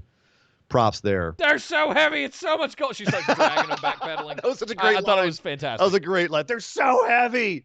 I've got so much gold. So much gold. Good job, Where's Bailey. the Iconics? Good job, Why did the Iconics blindside them and they- attack them to go out on the show? And I'm that's just what going, the Iconics even tweeted out like, I guess, well, we still want those tag team titles. Like, what are they going to do now? So yeah, we've hamstrung that feud in the service of making Bailey and Sasha breaking up mean more. And they've given more, like, it's a classic Vince move where the feud doesn't matter unless there's titles involved somewhere. And I guess they wanted to legitimize say this Sasha. one more time into the microphone so everybody hears me. At some point, we're going to have to move on from the 4 horsewomen of NXT. You can't just keep giving them all the titles. That time is not yet now, Nick. I know, but Vince, that time is not yet at come. some point, you're going to have to build other women. Mm-hmm. You sound like people talking about John Cena in 2009. You got a long way to go yet, Nick. You're going to be sitting here for a long time. All right. So yeah, I'm with you though, Nick. This match was great. I do here's a thing. Like, I hate that Vince always does this, but it does make Sasha and Bailey, obviously being on a breakup trajectory, that much more interesting that they're also now the tag champs. It does legitimize them as a team. It's hard to argue with that Bliss logic. Also is back to form. Like she's back to her original moveset. She's working really well in the ring. She's not doing botchy stuff like she got to doing 3 or 4 years in. Like I'm really, and she's Nikki working Cross harder. is fantastic. And Nikki's the energy between all of these ladies was awesome. I'm usually not a fan, nor is Simon Miller, but I'm usually not a fan of surprise roll-ups. This one actually works for me. Okay, good. I was hoping you'd say that because it absolutely because of worked. the way that it was executed with Bailey in the surprise tag, dragging her back over to the corner so Sasha could do it. And then it looked like Nikki had Sasha. It looked like a reversal. It looked like a reversal. And it was a legit reversal into a crucifix. A canny, skillful wrestler would do to get that surprise pin. It worked. Yeah. Agreed. So yeah, while on the one hand, we're sitting here going, why put the titles on them? On the other hand, it's like, all right, yeah, okay, all right. The only thing I'm gonna have beef about is what do you do now with Bliss Cross, Applesauce, and the Iconics? That's the only thing I've got. It's the only thing I've got. I don't know. Yeah. That's weird. Over in the Intercontinental title picture, we had a face-to-face in the ring between AJ Styles and Daniel Bryan, who both were at the top of their promo game, talking to each other about how AJ was a coward for taking the bye last week, and Daniel Bryan was stupid for having to go, putting everything on the line and saying, well, no, I'm going to do like what I already promised to do and fight somebody for the opportunity to face for the Intercontinental Championship. Well, the retort to that was, Daniel Bryan said, yeah, I wanted to face people because I'm a fighting guy. I want to make sure it's legitimate. If I win this, I want people to say he worked for it. And once I have it, I want to make sure that people know that I'm going to work to keep it because that's who I am. I'm an honorable fighting guy. And AJ was kind of taken aback by that. He's like, all right, you know what? You didn't get me with the coward line, but damn, I don't want people to think that I'm not capable of fighting a match and winning. So tell you what, Daniel, I'll take out your little buddy, Drew Gulick, your training partner, just to show you, give you a one-up. So bring Drew Gulick on out here. I saw him in the back. Let's go. Let me pick apart your little buddy, and I'll show you how good I am. And we get a match between AJ Styles and Drew Gulick. Which... Hang on. We just released some new T-shirts. What did they say? Put it in my eye holes. My eye holes, and it was good. It was good in my eye holes. It felt good in my eye holes. It felt good going in and coming out of my... Wait a minute. So this was a surprise, but not as much of a surprise, Nick, as the finish to the match. What I thought this was setting up was AJ putting his block opportunity in the final for the Intercontinental Championship on the line against Drew Gulick as I was watching this. And I was like, is he really doing this? But no, it was just an exhibition. There were no stakes there as far as I know. Did I miss something? There were somewhere? no stakes other than he wanted to show up Daniel Bryan. And it's funny because usually we bitch about no stakes, but I felt that like the stakes here were his pride. Sure. You know what I mean? He wanted to prove a point. He wanted to show Daniel Bryan essentially. And the great thing about it is that really has no payoff unless AJ loses. Yeah. And all of a sudden he's been humiliated and humbled. And now, he is damaged goods coming into that Intercontinental title picture match they're going to have at Backlash. And sure enough, Drew Gulak reversed the Styles Clash and beat him. And it's beautiful. That bridge that he does, when he bridges him, he puts his hands on his elbows, and everything is pinned to the mat. It's, oh my God. You can see why Daniel Bryan fell in love with Drew Gulak. But this is the thing. That's the biggest match of Drew Gulak's career. Yeah. Period. Because beat champion of everything, AJ Styles. He's had matches against bigger guys. He's never beaten, I don't think. Prove me wrong. Someone tell me if he's beaten a bigger guy on major TV show. On network TV, dude just beat AJ Styles. Clean as a whistle. And AJ played it like, on any given Sunday kind of win, like, I wasn't taking it seriously enough. But you know what? A win's a win, bro. So props to Drew Gulak and also AJ for putting on a great match. This was a great setup of character, motivation, story, intention, dynamics. Like, this was all around. This whole segment for me, it was the best thing on this show. Was Daniel Bryan and AJ killing the promo game, AJ running his mouth, playing stupid games and winning stupid prizes when he got beat by Drew Gulak. We had a great match too. So, love it. Loved it. Dynamic J with $2 in the super chat says no stakes or weights. Sorry, had to. Yes. Yep. We did have some Otis, and he was wearing a steak body shirt. So stakes may have been there. We just didn't see them. Right. The stakes were in Otis's belly, so that's probably where they were. Yeah. Yeah. Speaking of playing stupid games and winning stupid prizes, Miz and Morrison decided that this was the night they were going to prank Braun Strowman all night long. They were going to mess with him every way that they could. They were hiding in a little white van out in the parking lot with all kinds of monitoring equipment like they were in Mission Impossible. And they had cameras set up everywhere, apparently. They tainted his protein shake so that he tried to pour the water into it and exploded like a science project. I'm so bad. And then they were Beavis and Buttheading over in the van and high-fiving and yucking it up.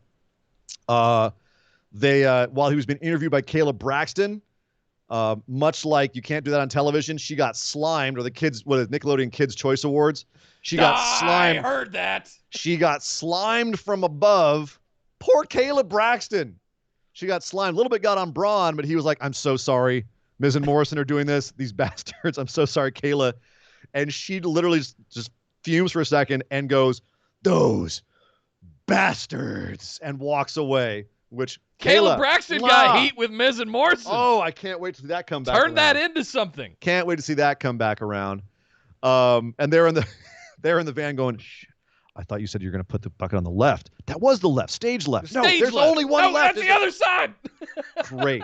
Fantastic. Like, again, this is all like goofy WWE second grade clowning shit, but this would, again, Miz and Morrison sold it so well with the kind of this was funny. And Braun played his part, was the big angry guy. Then Miz and Morrison decided to go to Braun's car. I want to preface this by saying Braun's car is a 1986 twin-turbo Buick Grand National. It's gorgeous. There are a limited number of these cars that are not complete rust buckets left in the world. Yeah. There's only a little over 100 of them total. And as he said at one point in the show, he's waited his whole life for this car. Yeah. Like it was like for Southern boys like myself, that was the muscle car of the 80s. I don't know how he fits in it, to be honest with you. He's had to have that seat adjusted to go even further back. No, it's like Hightower in Police Academy. He just takes the front seat out and sits in the back. What a reference. But I wanted to preface this by saying when they walked up, and as a car guy myself, when they walked up to his beautiful, immaculate twin-turbo 86 Buick Grand National Super Sport, and they were carrying a bat and Miz came out with the golf club.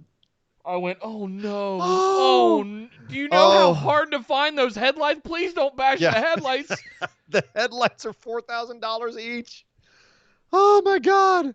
Yeah, my testicles retracted when they did that, too. Like, no, don't do it. Luckily, as Miz pulls back to swing, he swings for the windshield. They only took out the windshield, so, okay, windshield's replaceable. Oh my God, that was terrifying. But of course, Braun comes out like, "What have you done? Oh God, where are they?" And they're back hiding in the van, going, "Stupid Braun, stupid big Braun." And Braun grabs one of the security guards. They're like, "Where are they?" And the security guard, of course, goes, "They're right there in the van." And they're both like, "Son of a bitch!" Yeah. And Braun goes over, slams into the van. They're in there going, "He can't get in. The doors are locked." So what does Braun do? Look in the camera and go, "You two are dead men." And he proceeds to flip the damn van with them in it. And then goes, "Yeah, that feels great." And then runs away. Yeah. So on the Braun one gonna hand, Braun. I'm glad he's back. Braun's gonna Braun. And Line Drive in the chat, $2. Thank you, sir. Thank you very much. Yes. He says, "Oh my God, you slimed Kayla, you bastards." Oh, there's another one. He did 2 of them. Miz needs to work on his golfing backswing. Listen. When you're backswinging, at least he hit the center of the windshield and not the very, very rare parts of that car. Charles Barkley can hit 300 yards with that horrible swing of his, all right? Like, as long as you get the job done. Yeah. So, all right, so this was ridiculous. This was second grade crap. But was it entertaining, and did it work for this feud? Did this work for you, Nick? I don't understand the feud. Why are former tag team champions going after Braun Strowman? Where's Bray Wyatt? Where's the Fiend? Why does Braun not have a Universal Championship contender? Mm-hmm. Like I have so many questions. But all that said, of course, me being a Braun mark, I'm sitting over here just eating this up. Yeah, right? It was entertaining as hell. And you know what? Honestly, here's the thing: for anyone who has a criticism of this. Every once in a while, not everything has to be serious. Like, I don't want things to be juvenile all the time, but if for a month you want to have Braun involved in a fun angle, Miz and Morrison are 2 of the most fun guys in WWE that doesn't feel like they're out of their depth doing like they genuinely do good comedy. This was genuinely funny. The stuff with the Street Profits and Viking Raiders is dumb. It can be entertaining, but it's not really that funny. It's just kind of dumb. This was dumb, but it was genuinely funny, and it was because of the antics of Miz and Morrison, and because Braun played the straight man so well. Yeah. You know what I mean? Like, everyone knocked this out of the park. So if for a month we have kind of a goofy little feud for the Universal Championship, and then we get back to the kind of the more serious, dark Bray Wyatt Braun stuff, because Bray's off having a kid. Let the man have a kid. We can get back to that for SummerSlam. Okay, sure. We have a little interlude of comedy, a little breath before getting back into the darks. All right, you know what? Fair enough. If it's going to be as entertaining as this. Backlash, too. Who cares? Exactly. No, exactly. It's the perfect timing. Like, cool, let's have a goofy little feud to all, kind of chuckle at. They're not making it. It's not the main event. It's just something that's happening on the sidelines. Fine. Yeah. It's your Universal Champion. To give Braun enough fire and stuff to go out and just absolutely murder Miz and Morrison. He still looks good. He's still Braun Strowman. He can flip a car, and both these guys are genuinely terrified of him physically. Like, it doesn't make him seem any less intimidating. So, all right, it's fine. Yeah. It's fine. Yeah. Also fine, but strange. Otis, your Mr. Money in the Bank, came out with Mandy, and on his way out to the ring, he happened to steal the crown of one King Corbin, who immediately... There's kind of a lot of second-grader stuff going on this show, Nick. Between them, I can't imagine why. Bayley and Sasha being the mean girls. You got Miz and Morrison playing, little pranks on Braun Strowman, and then you have, Otis being like, "Oh, look at this here crown. I'm going to take this crown." And Corbin being like, "Where is my crown? Who took my crown? Why'd you let someone take my crown?" And they had a match. But this was bizarre because Corbin ends up getting on Otis outside of the ring and gets himself DQ'd, grabbed it, hit him with a steel chair, gets a DQ. And then when they get back in the ring, and I expect a Corbin beat down on Otis ends up beating down Corbin, hits him with a caterpillar or a worm or whatever the hell. Caterpillar. And then that's it. Otis stands tall. What? Why have the DQ? If Otis is winning anyway, and he's standing tall anyway, did you just not want Corbin to get pinned? Maybe. That was just weird. Yeah. It was just weird. It's ticky-tack. Yeah. It's just it's details. Yeah. And I'm not sure why in WWE you start caring about details like that all of a sudden. I don't know. I don't know. We say things sometimes to keep people looking strong, and like that was useless here. There was no need to. If we're gonna have a little have Otis win clean or have them DQ'd. But I don't one or the other. Pick one. You can't have both. Right. It was weird. It was weird is all I'm saying. It's not a big deal at the end of the day. It's nitpicking, but it's weird. If you're going to have a feud between Otis and Corbin, by the way, that you have to have either Otis steal his crown and keep it because it's a hilarious visual, or have Corbin come out with the crown and have Otis come out like a Burger King crown. Yes. I'm just saying. Or say, here, I'm sorry I borrowed your crown, and he hands him a Burger King crown back. Sure. Maybe he breaks the crown, And then Corbin is like typically Corbin pissed off, like, come on! Come on! Really? Really? I can't believe this. I can't believe what they did to Sonya Deville on this show. Speaking of Mandy, from Otis and Mandy, Sonya had another match with Lacey Evans. And if you recall last week, Nick, their match was lights out fire, ended in a DQ count out, and both got counted out. And it was awesome. It was physical. It was badass. Both women looked awesome. And it looked like how this match was going as well. They looked awesome. They were badass. It was super physical. At one point, the ref got hit in the knee, and his knee exploded, and he had to get someone else to come in, and referee Jess came in to cover for him, which didn't make much sense. I didn't understand why they had to have the ref spot. It didn't make any sense because the ending had nothing to do with the ref. No. The ending was Mandy showing up on the screen and being like, "Hey, Sonya, guess what? You suck. You can't wrestle. Hey, Sonya." And then Sonya seeing this and just being like, "I hate you. I'm going to kill you." And while she's distracted, Lacey gets up behind her and women's right, and she's out. 1, 2, 3. Lacey picks up the win. So on the one hand, at least they protected Sonya. It wasn't a clean win, but it's not that much protection. Why is Sonya losing this match? Why are we still doing this Mandy thing? I feel like, and maybe this is just me, Nick, tell me what you feel. I feel like Sonya is so far beyond Mandy right now, it's not even funny. Oh, yeah. And I'm way more invested in Sonya versus Lacey at this point. And I think we're going to be fine. I want everybody to just take a breath. Convince me, because I'm worried. Convince me. I want everybody to take a breath because Mandy worried. is taking a little bit more of a position of a valet for Otis. And if that and it's fine for to take little jabs like that to cause distractions that lead to losses, because that just fires Sonya up even more.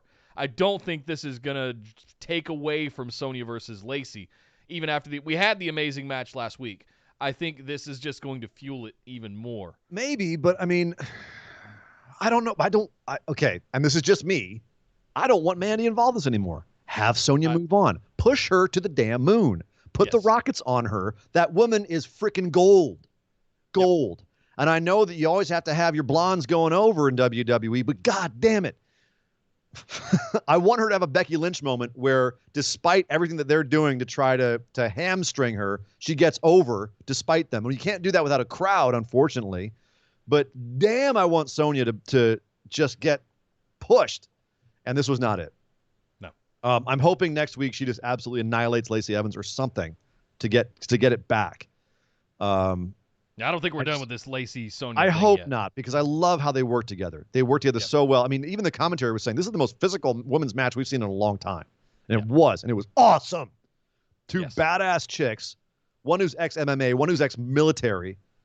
Both of them know how to genuinely fight, and they're in there brawling and being technical at the same time. It's badass. Kyle with the super chat. $2 again. Thank you, sir, so much. Sonya versus Lacey, a.k.a. how to ruin a match and a face. I'm not there yet, I wouldn't say Honestly, I wouldn't say it was ruined. Well, I mean, definitely Sonya's face got ruined by that punch, at least in kayfabe. But I definitely was not happy coming out of it. But as you said, I wanted 2.0 or round 2 of what we got last week. Yeah. But if we're going to insert a little WWE into this, sprinkle a little on it, I'm not out of sorts with it. Oh, interesting. He's clarifying that he meant the face being Mandy. I don't think they ruined Mandy. I think Mandy, if anything, that's just who she is. And it was, That's just her not portraying what I think she should have, or they wanted her should. I don't know. It was awkward as hell, having her up on the screen and be like, "Hey, Sonya, hey." Yeah, it was not good. I think it's going to be fine. Okay. Well, what's not fine is the fact they're still there. Okay. Well, you stay skeptically optimistic. I'm more on the skeptical side. I'm worried as hell. Yeah. Also not fine the fact they're still calling Chad Gable that name, referencing his height. He's still getting bullied backstage by Mojo Rawley, who made a whole bunch of short jokes, and Cesaro, who just walked up and punched him. And luckily, the two of them got chased off by the New Day, which, of course, means we've got a 3-on-3 tag match, New Day and Chad Gable versus Cesaro, Mojo Rawley, and Nakamura. Oh, God, how the mighty have fallen. And now, if you were paying very close attention, because the audio wasn't that high, when the New Day came down the ramp, they stopped midway. Kofi says, "Here's Gable." And I was like, Gable. His name is, say his name. We speak your name. Yes. We speak your name. His name is Robert His name is Chad Gable. Say his goddamn name. Yeah. Chad Gable. Chad Gable. Chad Yes. is bad enough. The man is saddled with the name Chad. Now, to all our Chads out there, I'm so sorry. Yeah. But you can't call him the name they call him. It's such bullshit. It's such goddamn bullshit. And to just have it be all the time, guess what? You're short. Stupid short guy. I hate it. Mojo Rawley coming in and being like, well, let me say this in a short sentence. I don't want it to go over your head. Shut up! Stop it! Hashtag no. Be a star. It makes me so insane. I don't know if they're going for like an actual bullying angle. If they're going to do it, just do it. Just freaking do it. Say it's a bullying angle. Have Michael Cole hit it right on the nose like he always does with everything. And just say it's a goddamn bullying angle and stop with this nonsense. It's stupid. It's infantile. It's juvenile. And unlike some of the second-grade stuff they had on this show, it's frustrating and annoying. And it's even weirder because he didn't even pick up the pin after all of this. Kofi Kingston was the one who picked up the pin. So why have anything? Why have Chad even there? What was the point? If you're going to give someone else the pin. I thought the story was about Chad and the New Day coming to his defense, and he can't even win. The man's a goddamn Olympian. Put respect on his name. Put the respect on his name. Ugh. I don't know where this is going. I don't care. Jeff Hardy, however, we know where this is another thing that pissed me off, and then we're going to go and do something positive, Nick. Jeff Hardy came out to the ring at the top of the show to say that he did not slip. He was KO'd when he showed up to the event, woke up smelling like booze, and was put in jail. He was very dramatic, talking about how the chains were cutting into his wrists.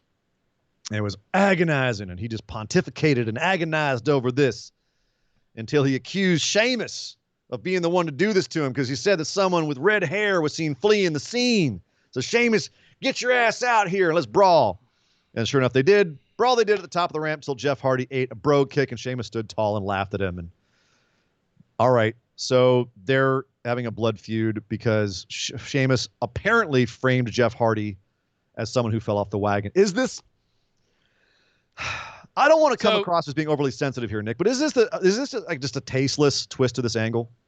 So Sheamus staged a DUI hit and run, putting a man in the hospital. Yes. With broken ribs, and I forget what else they said Elias had. Oh, they made up something else. Potentially ruining his, a local medical facility. Contused latissimus dorsi. Right. All just to brogue kick Jeff Hardy again. What? To what? Well, we know what even is happening here. They're having a match at Backlash. They're trying to get some serious heat under this feud, and their way to do that was to have Jeff Hardy relive some of the darker moments of his life, which are very recent. The guy's had problems with drugs and alcohol for 20 freaking years. And you're having him go out there and do this storyline. Well, no, because he didn't actually do it. But you're making him talk about it. You're making him talk about it and go through it and relive this. What do you?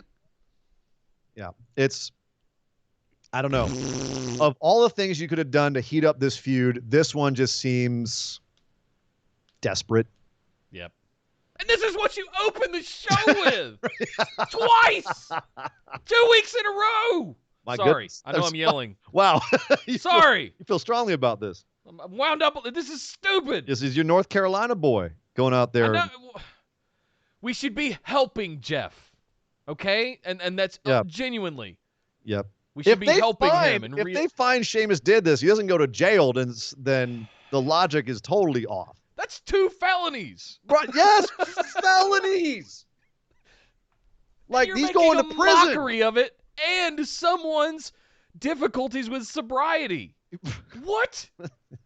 Like, look, we've had some crazy shit happen in the past. People didn't get Roman tried to legit kill Braun Strowman, and everything was fine. Like, Stone Cold legit tried to kill, Stone Cold had a gun and did a home invasion on Brian Pillman. Like, all right, fine. There's a lot of stuff where WWE doesn't even pay attention to the law. All right, fine. Yeah, the drunken history stuff is garbage. Thank you. Yeah, see, and of course, Dog Ziggler is a big Jeff Hardy fan. He can't stand this either. So yeah, thank you for weighing in, Dog Ziggler, and that is SmackDown, Nick. That was SmackDown. Some hits, some misses, some absolutely juvenile shit, which also some of was a hit, some of was a miss. It was all over the place.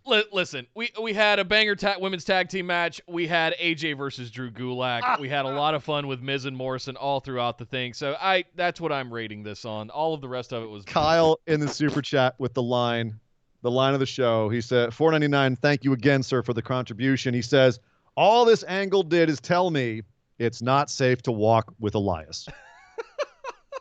Certainly not safe to cross the street with him, I'll tell you that. But very true, sir. Oh my God. Good stuff. Good. That's good stuff.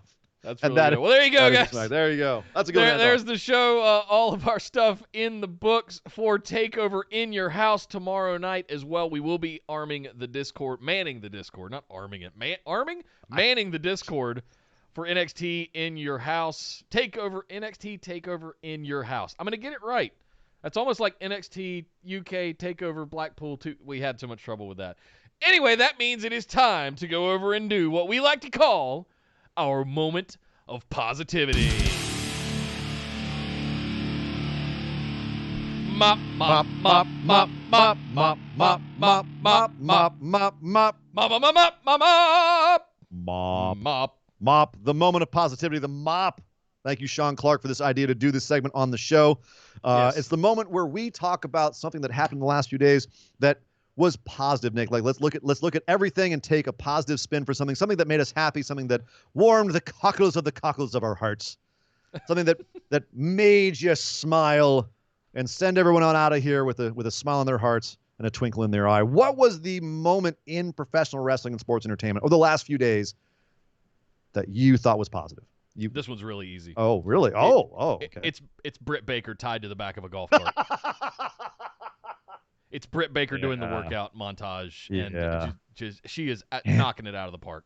There is, I was inclined to say that Io Shirai video package underwater and all of that, but nothing made me LOL harder than Britt Baker just coming out just on the back of a golf cart, and they show you enough of it where you can see it's like ratchet strapped. Her wheelchair's tied down to the back of the golf, and she's in a seatbelt in the wheelchair. Dead. Yeah. Yes, I'm dead. That whole thing. Yes, that was mine. What about you, Sir Ian Dangerous? I had a bit of a tough time because I was kind of split on almost everything that I saw this week, but I'm going to have to go with my boy Dexter Lumis doing a live art show on NXT. That's just badass. And I tweeted out about that. I'm like, could anyone else have pulled that off besides maybe Jerry Lawler or Bret Hart, both of whom are noted really good caricature artists as well. If you haven't seen either of their stuff, go check it out. They're actually also mad talented. I think that Dexter Lumis might be better than either of them. Damn. That was amazing, and I thought it was so cool of them to actually look at that and feature that. It's not even like that in touch with his character. Like, it's a little bit of a weird aside from the character they've built for him so far, but he's also such a weird character. It's like, why not? So I thought, if you've got people in your company who have these talents, these side talents, why not show them? Yeah. And it was effective. It was cool. Again, I feel like they should have on TV shown the sped up version that they had online to really kind of drive home the fact that he genuinely did that. But I also understand why they just cut to commercial and came back. You could have done one of those picture-in-picture things that they do, the side-by-sides with the commercials, and just had him drawing there, you know? But still, I don't know.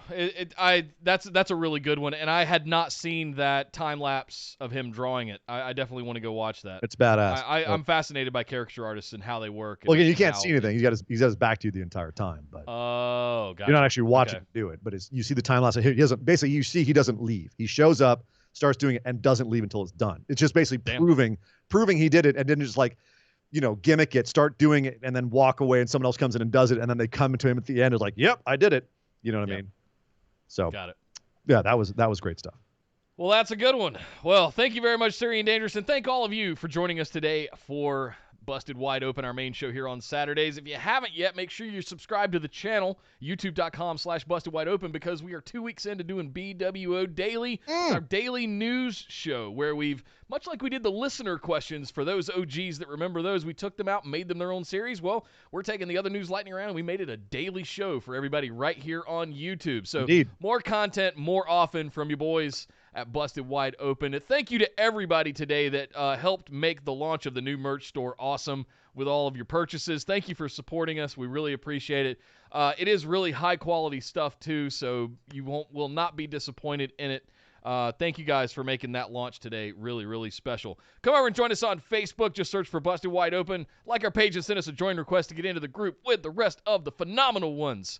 Speaking of the phenomenal ones, our patrons, if you guys would like to get in on some of our exclusive rewards, head over to patreon.com/BWO. It is one of the best ways to support myself and Sir Ian Dangerous and the show.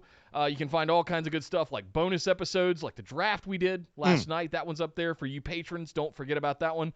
For those that could not make it live, I'll have the audio version up later tonight, or you can just watch the replay of the video natively and directly right on Patreon. So patreon.com/BWO. Sign up for one of those awesome reward tiers. You can also follow us over on Twitter and Instagram at BWO Podcast. Last but certainly not least, make sure you get into our Discord. You can find links to it down in the description below or over on Facebook, Twitter, anywhere. We have it pinned on our social media, because tomorrow night, NXT Takeover In Your House, and that is where we will be for live chat throughout the entire show. Yes, we will be doing a recap show immediately following NXT Takeover In Your House tomorrow night. So you will have invites and everything out there for that tomorrow night. Oh, my God, that was a lot of stuff to get out of there. But my name is Nick Howell. You can find me on Twitter at DataCenterDude. And I am Sir Ian Dangerous. You can find me on Twitter at Sir Ian Dangerous. But my God! Somebody stop the damn match!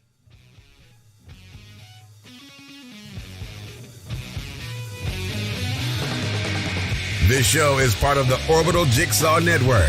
For more episodes, subscribe to us on iTunes, Google Play, or Stitcher Radio. For details and show notes from each episode, check us out, orbitaljigsaw.com.